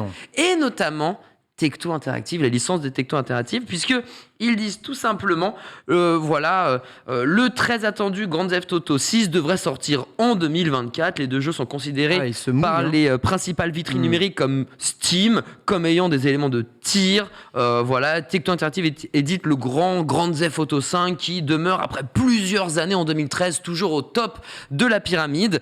Donc avec ce move pour vraiment dire non mais laissez-nous tranquille avec Call of Duty, on a plein de preuves, Minecraft, on en parlait la semaine dernière et tout, avec d'autres jeux. tout va très bien se passer. Eh ben, GTA 6 en 2024, ça sera la preuve une fois de plus que tout va très bien se passer pour Sony. Ah, écoute, ça n'a pas été évidemment officialisé par Take-Two, mais en faisant ce move-là, tu peux te dire que bon, si Microsoft le dit, il y a peut-être Tanguy sous roche ou en tout cas bonnet sous Jiraya, quoi. Bonnet sous Jiraya, c'est vrai, bonnet sur Jiraya. En tout cas, 2024 serait une bonne fenêtre enchaînée avec Netflix. Tout à fait, Netflix, eh bien, on en consomme, je pense, quasiment tous les jours. Hier, il y a la série Mercredi, entre guillemets Mercredi Addams, qui est sortie, réalisée par Tim Burton et qui a l'air d'être très sympa, même s'il a mangé assez chaud. Je crois que les critiques sont très clivantes, soit t'adores, soit tu détestes, et c'est soit... Après, quand c'est Burton, c'est critique toujours en adore ou déteste. C'est ça, il y a une sorte vraiment d'opposé qui ne s'attire pas cette fois-ci, vraiment. La MUA, je crois qu'il a adoré, qu'elle est numérique, on t'a adoré. Puis par contre, ciné-série, c'est en mode c'est la catastrophe. Tim Burton, ça y est, il est finito. Fin de l'abondance pour Tim Burton. Mais au-delà de ça, Netflix, c'est pas que des séries, c'est pas que des films, c'est aussi des jeux vidéo. Ils font pas mal de conférences. On a pu les voir, c'était, je crois, au Summer Game Fest ou un festival similaire. En tout cas, ils ont aussi leur Geek Week. Et ils font aussi des jeux vidéo. Ouais, peut-être que vous venez de l'apprendre, mais ils ont un catalogue de jeux vidéo plutôt axé mobile. Ouais. En revanche, vous pouvez aussi regarder ça directement sur votre téléviseur, parce que vous avez également toute cette partie jeu qui s'appelle en français Netflix Jeux, comme ça on n'est pas perdu. Netflix Game, évidemment, dans la langue de Shakespeare. Mais le truc, c'est que ils ont plusieurs chevaux de bataille. Ils ont les animés. Ils voulaient que leur catalogue soit rempli au tout début de la moitié d'animés et le reste film et série. Bon, on en est loin, mais c'est dans leur tête. Et la version jeu vidéo, autant le mobile, c'est sympa, mais autant on veut maintenant rentrer dans le dur. Et pourquoi pas développer un AAA, et plus précisément un RPG AAA, made in Netflix. On cherche, vous pouvez postuler, on ne sait jamais, un directeur technique, un directeur artistique, un lead développeur et un live service analyse. Donc ça, par contre, c'est plus le gars qui va s'occuper des chiffres et les analyser. Et le petit plus Périglioni, c'est que, il n'y aura aucun achat in-game, in-app, ou plutôt quand sortira ce RPG AAA façonné par Netflix. Mais à quoi ça peut ressembler leur truc là? Franchement, on n'a pas le lore, on n'a pas l'univers, c'est juste RPG, action, AAA, let's go là-dessus. Netflix Production ou tu fais un monde on ouvert Stranger Things, on est bien. Hein. Ouais, tu penses? En vrai, bah oui, déjà c'est littéralement, je crois, une des rares licences, si ce n'est la seule, qu'ils ont adapté en jeu vidéo, en vérité, dans leur programme, la mobile, c'est Stranger Things. C'est vrai qu'elle existe, la Stranger Things, tout à fait. Et puis en termes d'univers adapté en jeu vidéo, dans leur catalogue, c'est quand même le truc qui se translate le plus facilement du monde, quoi. Un bon Stranger Things des familles, on pourrait être pas mal, hein. Let's go, pas hype par des jeux Netflix. J'ai l'impression, Reza là. Mais si, RPG à la troisième personne. Regarde. Mais si, Reza, laisse-toi tenter. Je connais ce regard. Je connais ce regard vide. C'est le regard. Ce regard où mon âme me quitte. C'est le regard de quelqu'un qui regarde des poules de Smash Bros. Il vient de perdre 20 merde. Ça aussi c'est vrai, putain. Non mais bon. Reza vient de perdre 21 grammes. Son âme vient de s'envoler. Non mais surtout voilà, comme je disais tout à l'heure, moi de base les RPG, j'y joue plus depuis très longtemps. RPG troisième personne, genre peut-être un Tales of Arise ou tu vois un truc comme ça. Tales of aujourd'hui, on est beaucoup plus dans le action RPG, tu vois, parce que dans Tales of le gameplay est très bon. Donc l'histoire est bonne, mais le gameplay aussi est très bon. Tu vois, un des trucs à l'époque justement, pourquoi moi quand j'avais essayé la première fois The Witcher, c'était le 2, où j'avais vraiment du mal, c'était le gameplay. Parce que j'aime bien l'histoire, j'aime bien la narration, mais jeux vidéo, pour moi, il faut absolument que je m'amuse manette en main. Et du coup... c'est pour ça que tout le monde a commencé The Witcher à The Witcher 3, en fait. Hein, possiblement. Le 1 et le 2, et encore le 3, tu vois, le 3, moi j'ai des collègues qui ont fini le 3, qui ont quand même du mal sur le gameplay, tu vois. Donc après, voilà, ça peut aller des deux côtés. Du coup, un RPG, je suis pas forcément fan. Encore une fois, aller faire des collectibles, encore un jeu à plus de 50 heures, c'est pas ce qui T'en as déjà trop. de base, c'est pas ce qui me passionne. J'en fais pas beaucoup des jeux à plus de 50 heures. J'en fais très rarement même, j'ai envie de dire à la base. Donc, en vrai, je sais pas. De toute façon, il faut plus d'infos. Là, c'est vrai qu'à part de dire que c'est un RPG à la troisième personne, qu'on cherche X, Y, Z pour le développer, c'est vrai qu'on n'a pas le lore, on sait pas si ça sera une licence connue. Moi, j'avoue que si je devais choisir, j'aimerais bien une licence Netflix, entre guillemets. Franchement, un RPG Stranger Things, je sais pas du tout à quoi ça peut ressembler. Mais en vrai, pourquoi pas, tu vois. Par contre, s'il démarre vraiment de zéro, que ça va être dur. Que ça va être dur. Pourquoi ils feraient ça? Parce que le jeu vidéo, c'est une méthode de marketing de leur plateforme. Donc, ils sont obligés d'utiliser une licence une licence à eux, ouais. Ça aurait aucun sens de créer une licence pour ça. Personnellement, je trouve ça assez fou de voir le nombre d'acteurs qui, aujourd'hui, fonctionnent assez bien sur mobile et qui pourraient juste s'en contenter parce que c'est de la cash machine à baleine et qui, pourtant...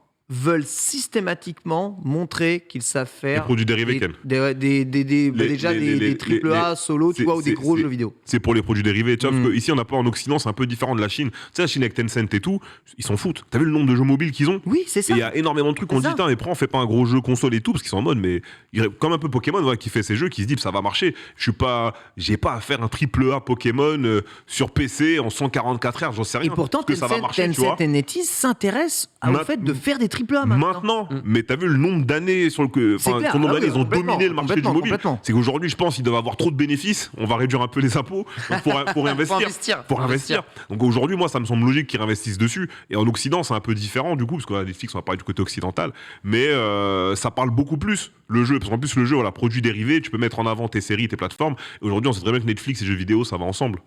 Donc pour moi, c'est pas incohérent. Pour moi, c'est très cohérent. Tu vois. Le projet est bon.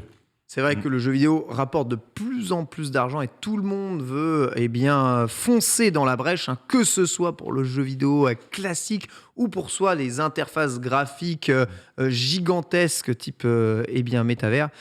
Foncent tous là-dessus. Hâte de voir les premières images du AAA de Netflix. En tout cas, le AAA de Amazon, c'est les Anneaux de pouvoir. Oui. On parle un peu aujourd'hui. Que se passe-t-il ? Écoute, je vais zoomer. Voilà, parce que c'était un peu... Bien zoomé. Ouais, c'est bien zoomé. Là, c'est peut-être un tout petit peu trop. trop. C'est incroyable. Ouais, c'est bon.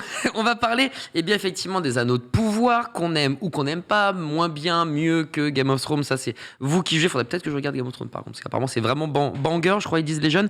Mais il y a enfin le making-of. Voilà, qui est sorti des Anneaux de pouvoir, parce que l'œuvre, encore une fois, bien traitée, maltraitée, machin bidule, ça reste quand même ultra massif. C'est quand même plus d'1 milliard de budget, grosso modo. Jeff Bezos, il a pas hésité à mettre bien des sous dans tout ça. Là-dessus, en tout cas, il a pas d'oursin dans les poches, ça c'est clair. Donc, il y a 1 million de choses à apprendre, finalement, savoir comment ça s'est passé, pourquoi, etc. Et bien, il va y avoir 8 épisodes, justement, qui vont vous permettre d'en savoir plus sur la création des monstres, des personnages, les costumes, les voyages, les problèmes techniques, les chorégraphies pour les combats qui sont toujours très compliqués finalement à gérer. Il y a plein comme ça d'histoires qui vous sont racontées sur 8 épisodes. Donc je crois autant finalement qu'il existe d'épisodes au niveau de la série. En revanche, le making-of, chaque épisode dure seulement, on va dire, 6 minutes. Donc on peut... plus de budget pour le making-of, c'est ça ? Il reste quoi ? Il reste 100 balles. Bon, fais-moi des petits épisodes vite fait, puis tu prendras une épée qui traîne, ça te fera un souvenir. Donc ouais, 6 minutes, c'est très rapide. Je pense qu'on n'a pas forcément l'occasion et l'opportunité de rentrer en profondeur, mais au moins on peut égratigner. Ça vous fait des bons souvenirs, on va dire. Ça vous permet d'avoir des super plans avec... moi, j'adore ces plans-là où tu vois, tu as la caméra, les acteurs, et tu as justement une autre caméra qui filme l'action, tu vois, à la troisième personne et qui te montre comment finalement ça fonctionne dans le ciné. Donc je trouve ça cool. C'est vrai que 6 minutes au tax, c'est court peut-être en tant que très court, d'autant que pour soulever une question, c'est peut-être court quoi. Ouais, c'est ça, d'autant qu'il y a énormément de pans à gérer sur tous les épisodes, parce que t'as le costume design, t'as le monster design, t'as effectivement les chorégraphies, t'as les talos, la colorimétrie, etc. Moi, ce que je kifferais voir, parce que c'est vrai que la série m'a pas particulièrement convaincu, on va pas se mentir, mais ça, j'en ai parlé sur 2 heures sur le grand podcast, sur legrandpop.fr avec Menro, mais j'aurais kiffé voir comment ils ont optimisé pour le HDR, parce que c'est quand même une série qui est visuellement exceptionnelle, ça on peut pas lui retirer. Daddy Bezos a mis les thunes, effectivement. J'aurais aimé avoir un vrai deep dive sur chaque catégorie en fait, les SFX, les décors et tout, tu vois. Au final, c'est par épisode, on sent un peu qu'ils ont tourné 2-3 bouts par-ci par-là, qui se disent on peut optimiser, créer du contenu, continuer à faire parler un peu de la série.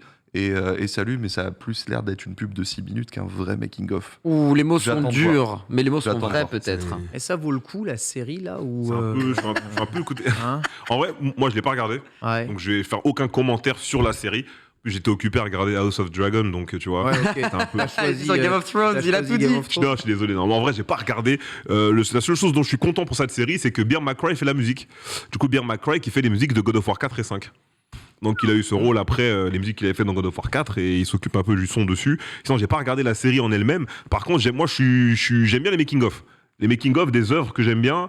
Moi, je suis un mec de documentaire. Je consomme pas trop justement de vidéos courtes. J'aime bien les vidéos longues. Le soir, quand je bosse ou quand je fais autre chose, je mets en podcast 1h30 ou sur l'écran de gauche et en même temps, de temps en temps, je jette un coup d'œil. Du coup, des petites vidéos de 6 minutes, je suis pas spécialement fan. Et pour, je reprends l'exemple, je suis désolé. Pour God of War 4, il y avait eu un documentaire de Cory Barlog et toute l'équipe, Raising Kratos, il durait 1h54. Ouais, c'est ça. Et du coup, si t'as kiffé le jeu, du coup, tu regardes le documentaire après et t'as toute l'histoire qui va avec, le développement, les bons moments, les mauvais moments, quand ça a failli péter, quand ça n'a pas failli péter. Et je trouve pour la série qui a le plus gros budget au monde, qui vient de sortir avec une saison 1, bon, je pense qu'un petit documentaire, au moins de 45 minutes, making of 55 minutes, ça l'aurait mieux fait en format comme ça. Écoute, c'est ce qu'ils ont choisi, voilà, comme on dit, il y en a plein qui ont des super making-of, c'est Arcane et son making-of aussi, qui est très bon. On va parler un peu de Disney+, maintenant. Bah ouais, on a fait la Trinité, tu vois, on a fait Netflix, Amazon, je me devais, par éthique. Voilà, le CSA te regarde, évidemment. C'est une histoire de reptiliens, tout ça. De Disney+, puisqu'il y a le Big Boss qui est parti, mais en fait, il est juste parti chercher des clopes. En fait, il est revenu parce que ça sentait pas bon du côté de Disney. Bob, on prend comment Iger, Iger, je pense. Iger, je dirais, ouais. Bob Iger, il est revenu et il a balancé un mémo à sa team le 21 novembre.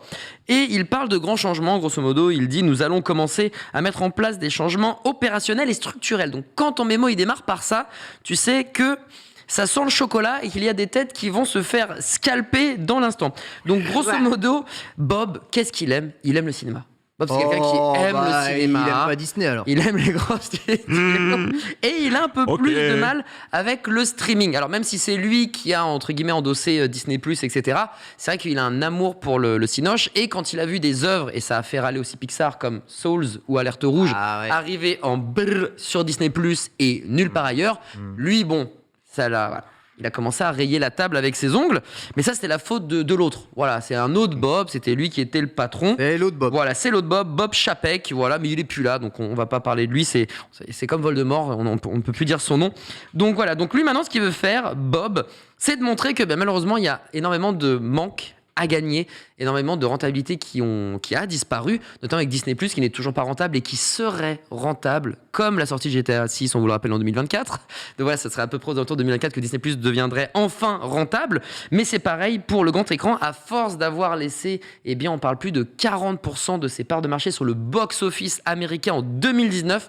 C'est colossal, vraiment. Il a envie justement de retourner la vapeur, il a envie d'inverser la tendance, et du coup, ça peut passer, et je dis bien peu, vraiment, on peut même aller dans le giga conditionnel, à une vraie trajectoire différente pour Disney+, sachant qu'ils le font déjà avec leurs autres plateformes. Je crois que c'est Hulu notamment qui intègre de la pub, Netflix aussi qui est venu en balle avec ça. Pour gagner de l'argent, il y a déjà cette opportunité, mais il n'est pas idiot de se dire que Bob veut aller plus loin. Est-ce que c'était une erreur Disney+? Le terme est un peu fort. Non, ça suffit. Mais en tout cas, il faut trouver un moyen de gagner des dollars américains, parce que là, les dollars canadiens, c'est pas suffisant.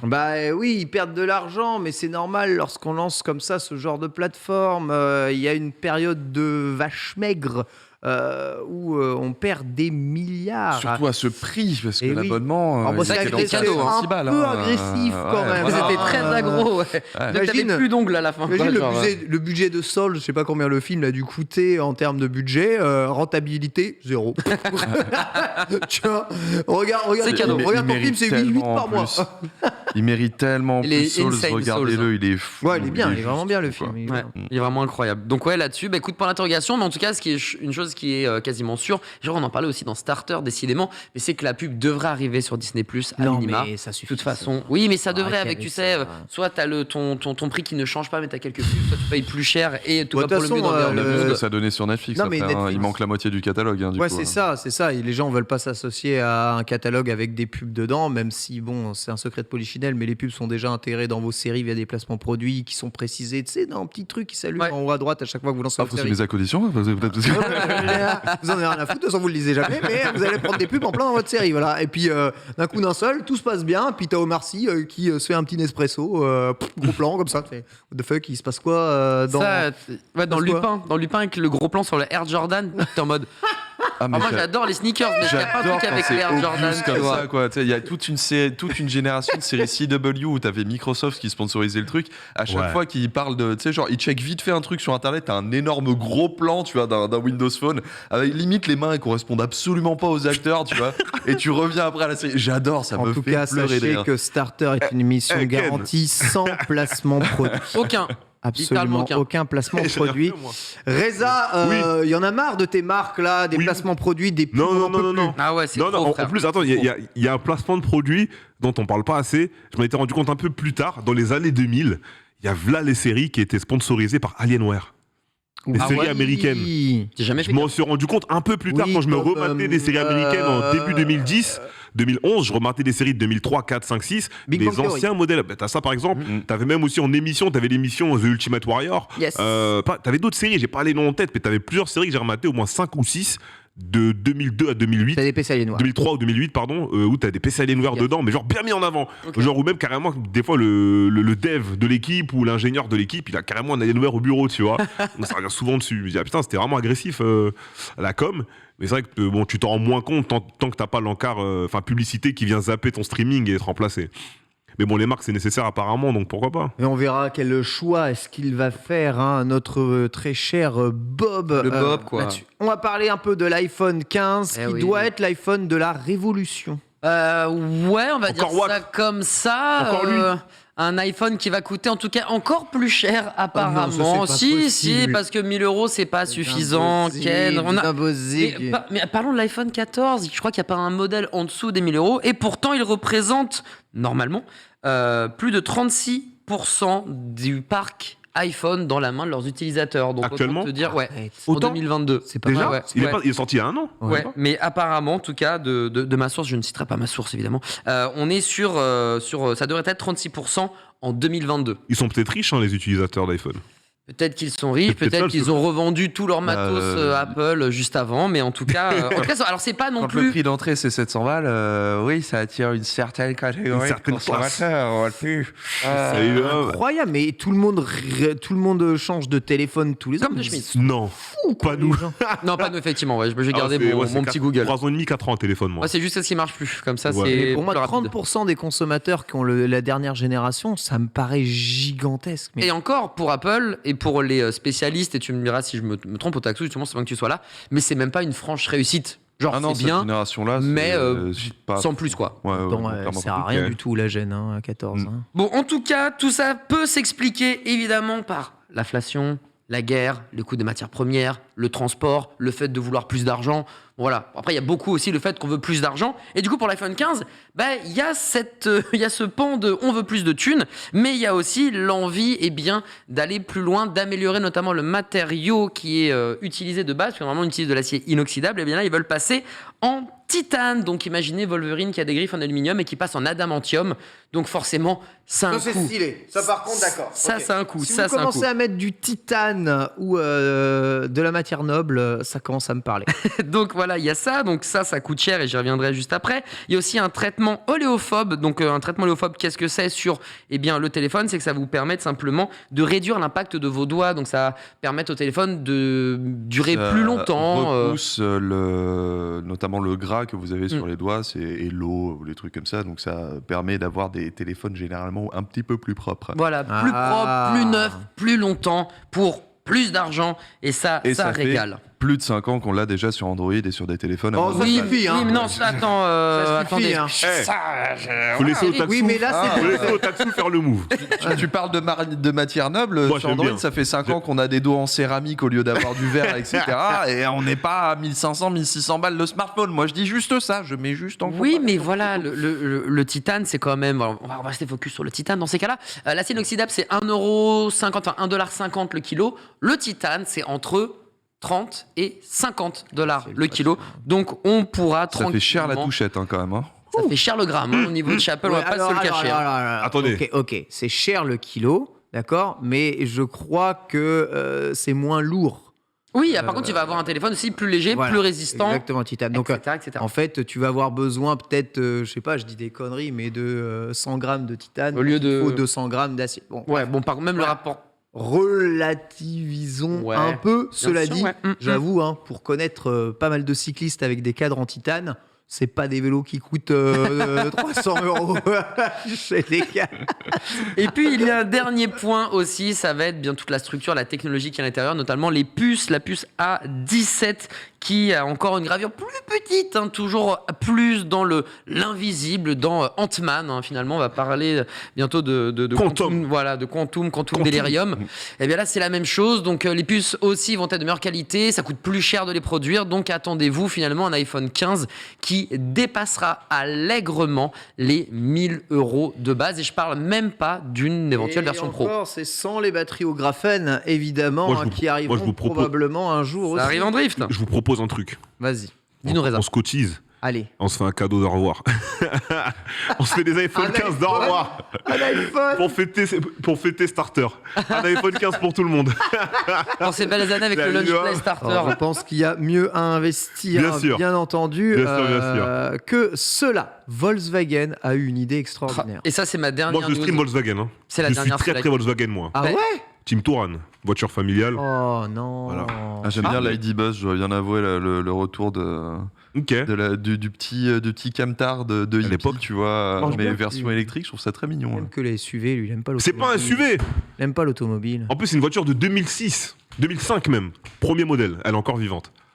Incroyable. Eh bien là, tu auras quelque chose d'encore vivant, mais directement sous ton popotin chez toi, puisque Volkswagen, la partie norvégienne en tout cas, a décidé de créer un siège de bureau, mais en version véhicule. Voilà, le fabricant de voitures a décidé, comme vous pouvez le voir sur ces images, eh bien de créer Ce un troll siège de immense. bureau. Ah, mais ça existe vraiment par contre, c'est pas genre c'est un fake, etc. oui. Ça existe vraiment. On a énormément de technologies qui proviennent des voitures et notamment électriques.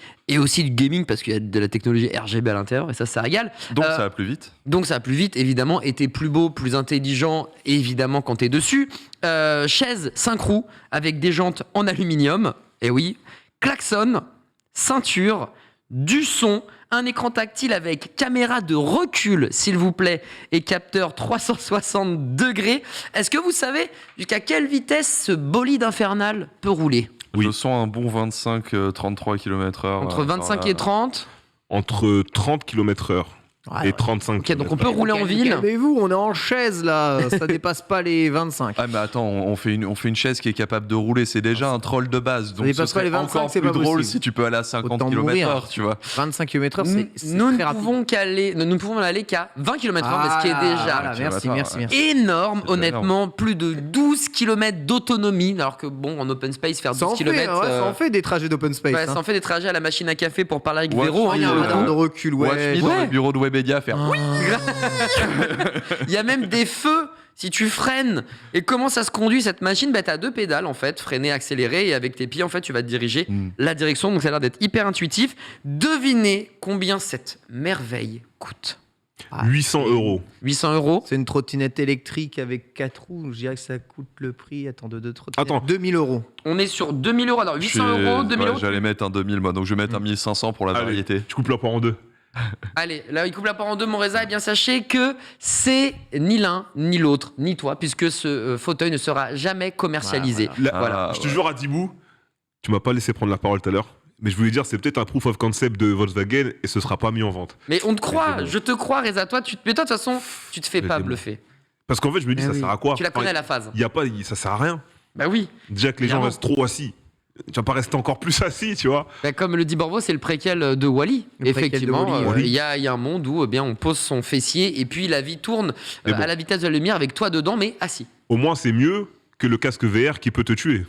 Moi, je oui, préfère ça, ce genre de c'est- proof of concept que le fameux casque Casque VR qui qui peut tue. te c'est clair. c'est une œuvre d'art. Oui, bien sûr. Précisons. D'accord. Mais Ouais. quand même, Par ce grand artiste Palmer Leclerc. exactement. Un artiste émérite. Merci beaucoup, Salut, Adi. Bou. Merci à en vous. tout cas pour tout ça. Et on va enchaîner avec le dossier du jour et on va parler de ces licences qu'on aimerait bien qu'elles reviennent, que s'il vous plaît.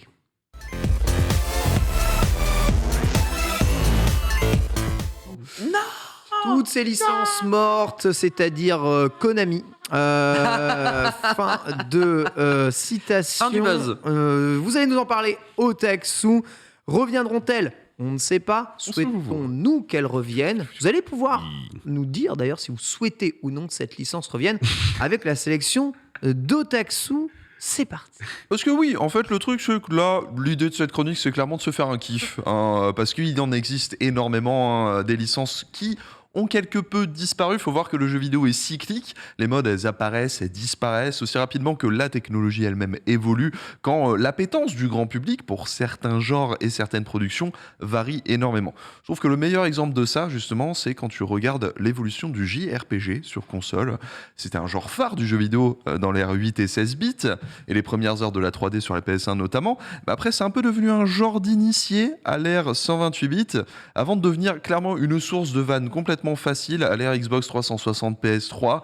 Et maintenant, on est revenu à l'ère moderne où, c'est bizarre, hein, le dernier Dragon Quest, il déchire. Il y a des gens qui jouent à Nier Automata. Nier, qui est une des licences qui était le plus niche du monde. La niche du niche.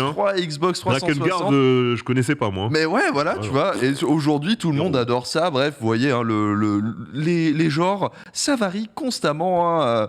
Donc, si vous avez une série phare, rien n'est jamais perdu. Il est possible qu'un jour, les faiseurs de tendance comme Ken Bogart, Reza Wadibou créent la vague nécessaire au retour de vos meilleurs Oh, la gueule du Megazord. Je fais de la propagande pour Pokémon à l'infini. Personne joue à cette merde. Ah là là, tu peux pas me dire ça alors que j'ai dormi peut-être 2 heures dans le week-end à bouffer le Pokémon, quelque chose de phénoménal. Du coup, je voulais vous donner un petit aperçu des grandes séries qui ont disparu des radars, mais dont le retour serait un réel plaisir. Je vous ai prévenu, c'est une petite sélection qui, j'espère, fera plaisir à Internet, mais qui est surtout là pour parler un petit peu aussi autour de ce plateau et pour me faire un gros plaisir. La première, si je vous parle d'une licence créée en 2000 et sortie uniquement sur PS2 après un développement lancé à la base sur Dreamcast. Sorti uniquement sur PS2, mais ça a été développé sur Dreamcast et sorti en 2000. Sorti en 2000. Trop. T'as pas d'autres indices? Alors, sachant qu'il y aura toujours 3 indices, dur, moyen, facile. Ok. Voilà. Si vous l'avez pas, on peut aller au prochain. Ah ouais, là je l'ai pas. Ça vous dit rien? Non. Une licence créée par EA Canada et qui au lancement du jeu affichait la mention EA Sports. Big. EA. Electronic Arts Canada, c'est genre un jeu de snowboard. SSX. C'est SSX, Voilà.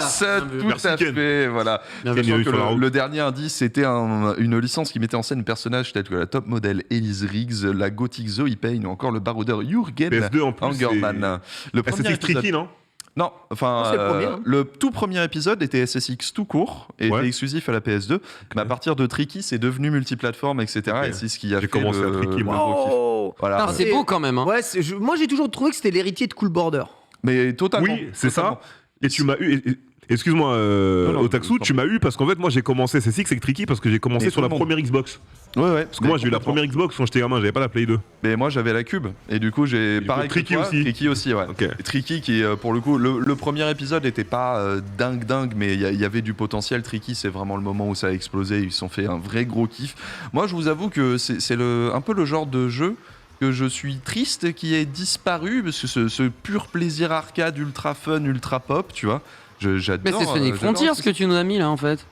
Tu respectes un petit peu plus SSX Tricky, s'il te plaît. Je sais bien que Sega ne veut pas forcément respecter Sonic, mais il faudrait respecter les deux, en vérité. Attends, je Voilà. demande à Borvo, est-ce qu'on peut demander au chat SSX, vous voulez que ça revienne? Oui, non. On peut leur demander à chaque fois Complètement, là-dessus pour voir à peu près quelle est la licence qui vous manque le plus. Let's go, à chaque fois, tu fais un petit oui-non hein, pour toutes les jeux une fois qu'ils sont reveal. Reveal. Je veux, Borvo sera adorable. Je veux clairement Il y a un retour à faire. pousser sur l'idée de faire le retour de ce genre de jeu et pourquoi pas potentiellement le faire en plus un petit peu en mode indé ou jeu à 20-30 balles des maths où tu as un petit mode en ligne, tu te fais un kiff où tu peux même créer des circuits, tu vois, avoir ce petit truc de time attack sympa. Sur ce genre de jeu, je trouve qu'il y a un vrai potentiel de retour. Le font pas. Le truc, je pense, c'est qu'il faut revenir avec une formule qui parle aux gens. Ouais. Parce que malheureusement, tu vois, l'âge d'or des jeux de sport des années 2000, t'en avais plein qui étaient très simples. Et comme à l'époque, l'exigence des joueurs, je pense, sur certains aspects, elle était moindre. Et comme on était dans une évolution, ces jeux-là fonctionnaient. Aujourd'hui, pour que ça fonctionne, je pense, faut quand même trouver une façon d'innover. On avait ce jeu auquel on a joué dans le Lunch Play. Stips, Steep, Ouais. Steep, bien sûr. Type, t'as un peu tous les trucs sport extrême, sport Ouais. machin. Le jeu est cool, Mais il y a On pas, me mais regarde c'est en vrai public. que. pas l'arcade, tu vois. Il y Mais a ça, pas ce déjà, ressenti, voilà, il n'y a ce pas fun, ce quoi. ressenti de. Ah, tu vois. Donc, ça a fonctionné un petit peu, je pense, mais très vite, on n'en a plus entendu parler, du Bah, moins sur c'est- Internet. C'est devenu Riders Donc, Republic. Riders aujourd'hui, en Republic, fait, voilà. Riders Qui Republic, a c'est ça. du coup élargi à vraiment tous les sports extrêmes. Exactement. Et à essayer de retrouver un peu ce côté fun. Mais je trouve qu'on n'y est pas. tout à fait. 60% Ça de manque. hype, en tout cas pour SSX. Sachez que Oh le non. dernier épisode de SSX est sorti en 2012. Ah ouais, d'accord. Ça, ouais. ouais, ça date. Hein. Ok. Sur PS3, etc., ils ont essayé un retour, ça n'a pas super bien Deuxième fonctionné. licence. Deuxième licence, si je vous parle d'une licence sortie à l'origine en 96 sur PlayStation et PC, Ok. qui a d'abord adopté une vue plongeante façon Zelda, Ok. avant de récupérer une caméra 3D plus classique pour sa GTA. génération. GTA Non, non, Alundra. le premier GTA, c'est pas 80. C'est Hmm. pas GTA non plus. Façon Zelda, nous GTA c'était vraiment full top Ouais, vu down. du dessus, les premiers GTA. Full top. Et c'est Pour l'instant, vous avez c'est rien. quel style de jeu 96 PlayStation PC, on va en parler après. Du 96 coup, hein. PlayStation PC vu On de passe haut. au deuxième truc. C'est avez une vu licence créée à l'origine par les Canadiens de Silicon Knights, bien qu'un autre développeur américain a été le plus marquant sur son développement. Il y a eu combien de jeux Il y en a eu 5 ou 6 par là, sachant que c'est surtout sur la PS1 qu'on aura remarqué cette licence. Je vous le rappelle, sorti en 96 à l'origine sur PlayStation et PC. Punaise, 96 sur PlayStation et PC. Non. Tu dis PC aussi, putain, c'est un truc de En fait, le Le chat, PC là. me met dans la sauce. ouais. Legacy of PC. Kain. C'est Legacy of Oh, Kain. Vous avez Bravo. vu de haut Bravo. Legacy of Kain Le tout premier Oui, Legacy of ouais, Kain. il Blood of était Kain génial. en mode Il Zelda, était ouais. génial, Et mec. après, on est passé à une caméra à la Tomb Ouais, Raider. ouais, c'est vrai. complètement. Le dernier indice, c'était une licence qui prend place dans le monde de Nosgoth. Punaise, où les Legacy vampires of sont légion. Kain. Là, ça aurait été, c'est à l'ancienne, hein, très clairement. Oh. L'épisode Old le plus school. connu, Soul River, hein, sur PS1, qui est toujours révéré comme l'un des meilleurs jeux de la plateforme De la console, PS1, ouais. hein, pour le coup. Et ça fait des années. Oh, c'est l'ancêtre de God of War, un peu, on peut le dire. Ouais, non. Mais c'est stylé, ouais. C'était stylé à C'est l'époque. vrai que c'était grave cool à Et de jouer. ouf, et ça fait des années que Crystal Dynamics se fait complètement harceler pour faire revenir Ouais, Legacy carrément. of Kain. Tu m'étonnes. Sauf qu'en fait, avec tout le rachat de Square Enix et des trucs comme ça, ils n'ont pas vraiment pu. Maintenant qu'ils vont retrouver sous peu leur indépendance, il y a quelques rumeurs que, ou du moins Crystal Dynamics a déclaré. On sait que vous voulez un Legacy of Kain, on vous entend, on vous a compris. Donc on peut espérer que dans les prochaines années, on ait un petit retour du studio, sachant que le dernier épisode de Legacy of Kain, qui s'appelait Legacy of Kain Defiance ou Défiance, est sorti en 2003. Donc quand même là, ça commence Bordel. Vieux. Ah là, ça pique. hein. à bien daté. Ça picote. Et ils n'ont pas eu le droit à un retour. 54% de hype pour le retour de Legacy of Kain, un peu moins qu'SSX. Je m'attendais à trop plus, je dois bien avouer, mais c'est vrai que c'est moins populaire aujourd'hui. Aujourd'hui, c'est un petit peu plus dur. Troisième licence, si je vous parle d'une licence dont le premier épisode est sorti en 2001 et le dernier épisode est sorti en 2003. 2001-2003 Ah ouais, donc lui, la Sachant vie, qu'on fête un anniversaire sur cette émission, La de Play 2. cette génération, quoi. la vie est assez rapide hein, pour cette licence. Il a duré que deux Très ans. rapide. Bah, Jack et Dexter. Non, bon non, Jack and Dexter, c'est. Il y en a encore eu d'autres, c'est ouais. un gueudin. Jack Je and sais Dexter, pas. il y en a eu masse. Il y en a eu sur PS. 2001-2003, je sais pas. Moi, je donne ma langue au chat. Ouais, mais c'est dans la même période. Dont d'un premier jeu dont les ventes ont été basées sur le fait d'accéder à une démo d'une autre licence bien plus populaire. Oh. C'est non. Si vous êtes dans ces cercles-là, vous l'avez immédiatement. On va voir si le chat, parce que là, cet indice, il est, Et c'était Metal Gear Solid 2 la démo.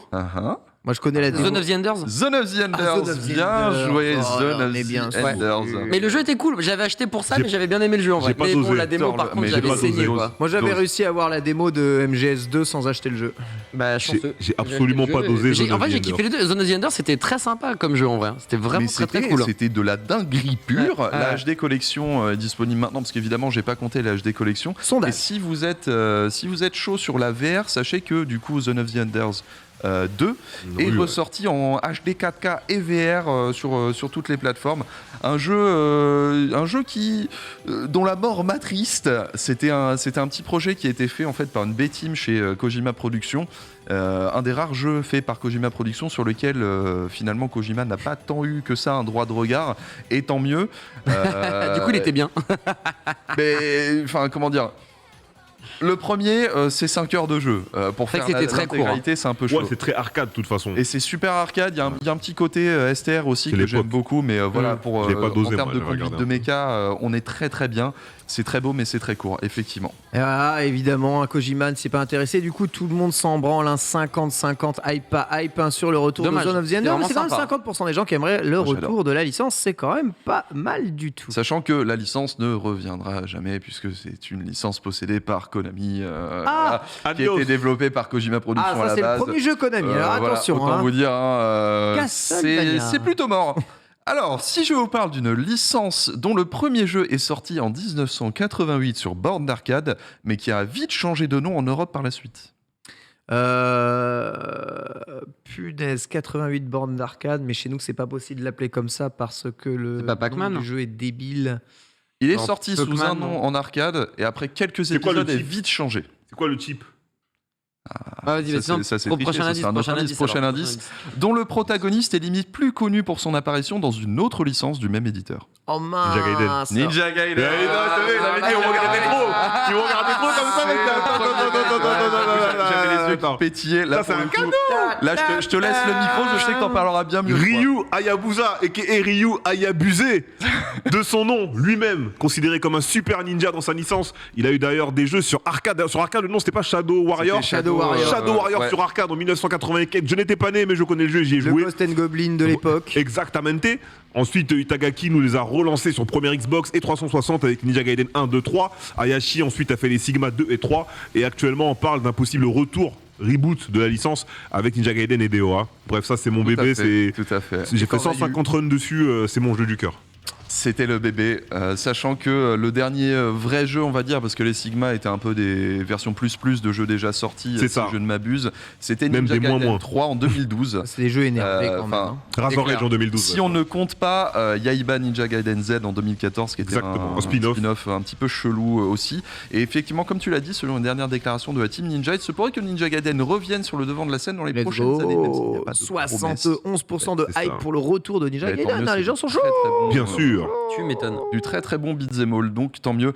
Là, ça va être, là c'est le mien, donc je suis à peu près certain que vous n'allez jamais le trouver. Mais au cas où, j'ai fait le premier indice Vas-y, le plus balance. facile du monde. Si je vous parle d'un MMORPG dans lequel les joueurs peuvent se retrouver enfermés au risque Warcraft. de leur vie, Guild Wars. Warcraft, Dark Age of Guild Camelot. Wars, dans lequel les joueurs peuvent se retrouver enfermés. je sais pas. Moi, t'as dit Au MMO, j'ai risque dit de World of leur vie. Warcraft. Ah, Sword Art Online. Non, Axine. J'aurais pas dû mettre le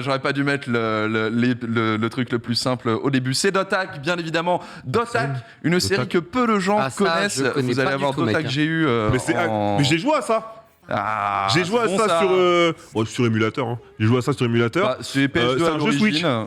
Aujourd'hui, la Aujourd'hui. Dotak GU Collection est sortie sur Switch récemment. Exactement. Sachant que c'est les remasters du second cycle. Tu sais pourquoi? Parce que je prépare une grosse émission au mois de décembre sur les beat'em all. Ouais. Les beat'em up, pardon. Ouais. Et du coup, j'ai fait mes recherches pour voir les beat'em up auxquels j'ai pas trop joué, je connais moins.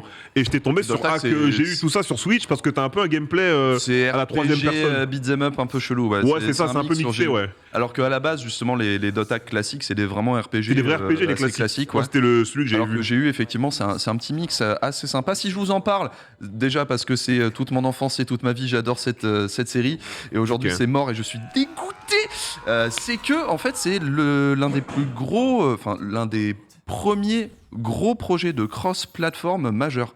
C'est-à-dire que si vous voulez suivre Dotak, vous avez un animé dans Dotak Sign dont tu as Ouais. parlé qui sert généralement de prologue. T'as ensuite une série de jeux qui va. Là, c'est 4 jeux sur PS2, par exemple, sur ce cycle-là, Infection, Mutation, Quarantine, Outbreak. Et tu as des mangas qui vont clore un petit peu la série.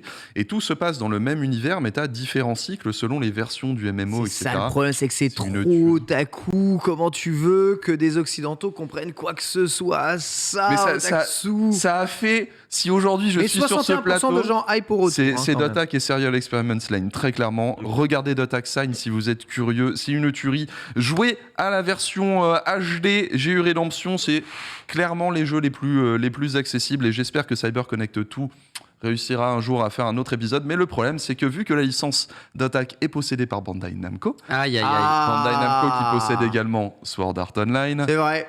Il y en a un qui cartonne encore C'est- aujourd'hui. Hein. complètement dead, même si j'adore ces jeux. Si je vous parle d'une licence dont le premier épisode est sorti en 96 en arcade, C'est Garali? Oh putain. même si Il était pas là, mal. ça fonctionne Non, pas de problème. Il est pas mal. pour le coup. Là, je pouvais pas faire mieux en termes d'indices. 96 arcade, est-ce qu'il y a des choses qui vous... Il y a tellement de jeux en 80 tellement, en arcade, je sais pas, Soul Blade, il y a quoi dont le créateur ne voulait pas payer des droits d'adaptation et s'est donc tourné vers le domaine public. Oh mince. Dead or Alive? Non. Ok. Parce que Dead or Alive 1, c'est 96, je crois. C'est quoi, je sais pas, Rival School Non. Qu'est-ce qu'il y a 96. Dans le on domaine.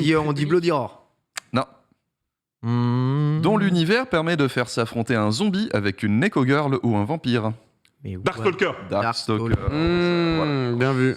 Là, pour le coup, c'est tout pour Dimitri. toi, Ken, normalement. Ah, en Est-ce que tu peux 96, nous il y parler a un petit tellement peu de jeux de plus baston. Ouais, c'est ça. Yves Mort, On a dit frère, Bloody c'est Roar, chaud. machin, Pour en DOA. termes de En licence vrai, c'est Capcom qui doivent impossible. devenir Darkstalkers. Ah, mais t'as pas dit Capcom. Pas dit Capcom.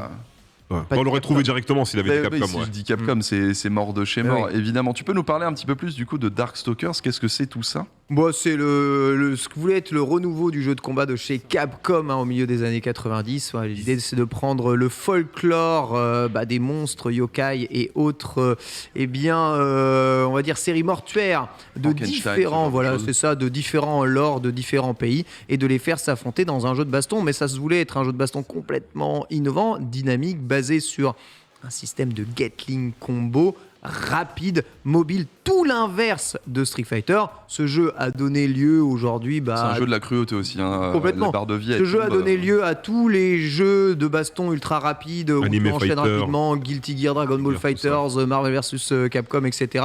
Tout part de là. Il invente les coups X, il invente les super, il invente le Just Defense, il invente le Guard Cancel. Il invente tellement de trucs. Ce jeu, c'était aussi un des jeux de combat les plus exigeants, sa version Vampire Savior. Et il n'est jamais revenu. Pourquoi? Parce que tout le monde s'en branle, pas hype à 60%.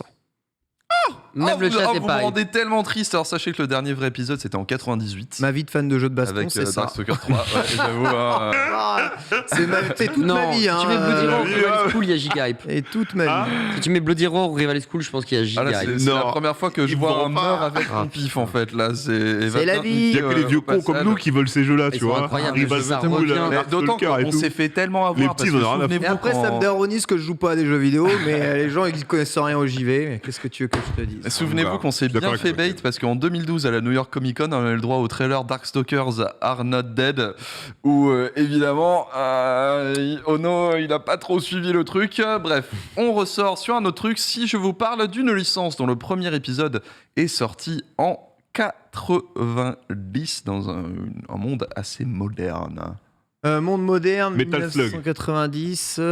même si Metal Hein Slug. Metal Slug, lourd de fou, hein. c'est le cœur. C'est C'est mort. le cœur. Monde moderne, 90. Alors, dont l'univers du jeu se déroule à New York dans un Enfin, un temps très Final Fight, c'est avant très dans Final le Fight. futur. très dans le Final Fight, c'est avant. futur. Final Fight, Commando.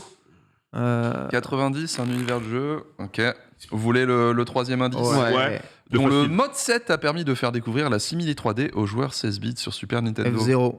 C'est F0, tout à fait. C'est sorti en 90. Ouais, c'est Le tout 90 premier F0, F0. 90, tout à fait, ouais. Putain, ça c'est mon jeu. T'aurais pu me donner un Voilà, truc. évidemment, sondage F0 dans le chat. Sachant que en fait les gens retiennent Super Mario Kart généralement pour celui qui a popularisé le mode 7 sur ces trucs-là, mais c'était F0. Ouais, c'est F0, c'est complètement F0 le premier. Complètement Je peux en F0. parler. En plus, F0, bah moi j'avais commencé avec F0 Super NES que j'avais pas trop kiffé. Mm. Et après, je suis vraiment tombé amoureux de la licence avec Pareil, j'ai pas aimé F0X. F0 Super NES. Ouais, F0X, je tombe vraiment amoureux. Le jeu, c'est mon jeu du cœur. J'y joue encore en stream. Hein, à F0X. Derrière, t'as eu GX sur GameCube. Et entre temps, il y a plus d'F0 parce que Nintendo, Oh. Nintendo, à part faire les mêmes jeux et nous prendre un peu pour des 1, Voilà. tu vois, c'est un peu compliqué. Ken ne dit rien.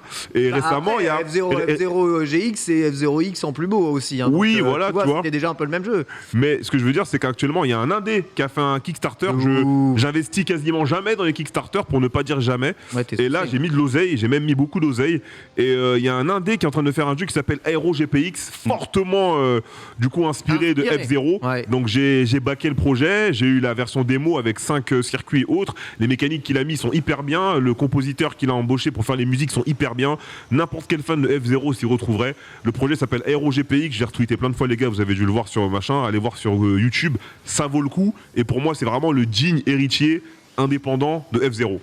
Tu vois. Et voilà, en tout cas, 77% et non 1 Il n'y a plus de temps, mais F0. laisse-moi placer simplement Juste les quelques-unes. Sly Cooper, évidemment, Sly pour Cooper, Lox. pour Lox. Je pensais à StarCraft, toi qui as connu les grandes Starcraft, heures de c'est vrai, j'ai dosé. Starcraft, Le j'en ai retour dosé de aussi, RTS, Starcraft, j'ai voilà. dosé aussi. C'est vrai. Et Warcraft pour moi, parce que je préférais Warcraft en RTS Ah, qu'en par qu'en MMO, mais ça n'engage. désolé Oui, pour Monsagne, Golden Sun, Portal, il y a encore du beaucoup à travail. faire. Il y a beaucoup à faire. Grandia, We Love Suikoden, Katamari, etc. Black and White. Voilà. Black Oh, and White, franchement, les gars. Voilà, Ouais. on va dire que si le jeu vidéo manque d'originalité aujourd'hui, il pourrait en manquer encore plus s'il faisait un peu d'effort. Oui. Sur cette révélation, nous allons passer à l'archive du jour. C'est parti.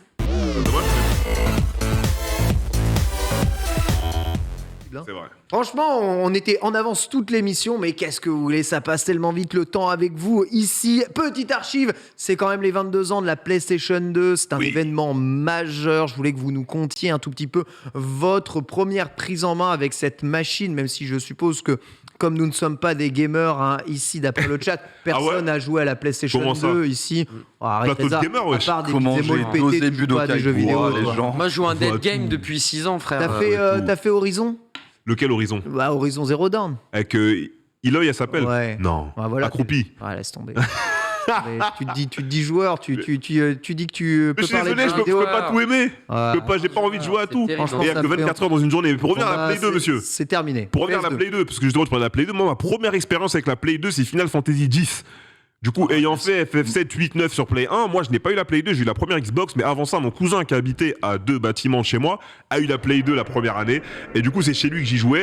Et ma première expérience c'était FF10. Alors, bien évidemment, on a continué à jouer dessus jusqu'à peu près en 2006, et il y a eu 156 000 jeux derrière. Voilà pour la Play 2. Adibou. Meilleur souvenir de la PlayStation 2. Je l'ai eu en fait à Noël. J'ai eu la chance du coup quelques années plus tard, enfin quelques années après le lancement, ma mère voulait me faire plaisir et m'offrir la console alors qu'elle m'avait, tu vois, de la Mega Drive, la NES, la Game Boy, tout ça, c'était toujours par d'autres moyens. Et là, je sais pas pourquoi, elle voulait me faire plaisir. Et du coup, elle va au magasin, puis elle regarde PS2, puis elle voit Game Boy Advance. Elle fait attends quoi, parce que la PlayStation coûtait un peu cher, donc je dis bah vas-y, je prends la Game Boy Advance, c'est pas grave. Et en fait dans le magasin il restait genre peu de consoles. Elle fait bah je vais pas lui faire une Game Boy Advance, t'as vu la taille de la console, mettez-moi la PlayStation 2. Du coup à Noël j'ai eu la PlayStation 2 et Magnifique. bah, Guitar Hero, Naruto Ultimate Voilà. Kilo où on craquait justement la PlayStation avec le capot qui va bien, puis c'est mes meilleurs Les souvenirs en vrai. swap magic. Le swap ma magic, gueule. exactement, Bien avec la sûr. clé ici, voilà. Otaksu. Ah bah, vous avez la- des PS2 La PS2 c'est Dothack, donc je l'ai toujours parce que Ah. pour le coup pour ma collection je veux être sûr de pouvoir rejouer au Dothack quand je veux, mais il y a du Budokai 3, il y a Bien du sûr. DMC, enfin Narutimate tu l'as dit, ça a été mon adolescence aussi, c'est Fury PS2. ouais. Fury. Et toi, Ken? J'en ai eu 3. C'est une des consoles sur lesquelles j'ai passé le plus de temps. C'est vrai, notamment hein, pour Ico, Shadow of the Colossus. Ah ouais. tous les AAA qu'il y avait dessus, les jeux de baston aussi absolument PV6. incroyables. Et surtout, Ah, gars. voilà, petite puce Matrix 3 et les jeux gravés. Hein, toi-même, tu sais, le druide. quand t'étais Le bon druide. étudiant. Voilà, cette émission touche à sa fin. Merci à toutes et à toutes de nous avoir suivis. Merci à Merci. tous. Merci, Ken. Sous raisin. On se retrouve demain. Ouais, on se retrouve tout de suite là pour et Split tout de Screen. suite pour Speed Screen. Ouais, Tout à avec fait. Zulu. Avec Zulu. Bisous. C'est quel jeu Days Gone. Oh, Incroyable. On va ouvrir un collector en plus et on va jouer en coop. Ah oui. Ah oui. A tout de suite. Tout de suite. Tout de suite. Tout de suite. Tout de suite. Da, da, da, da, da, da.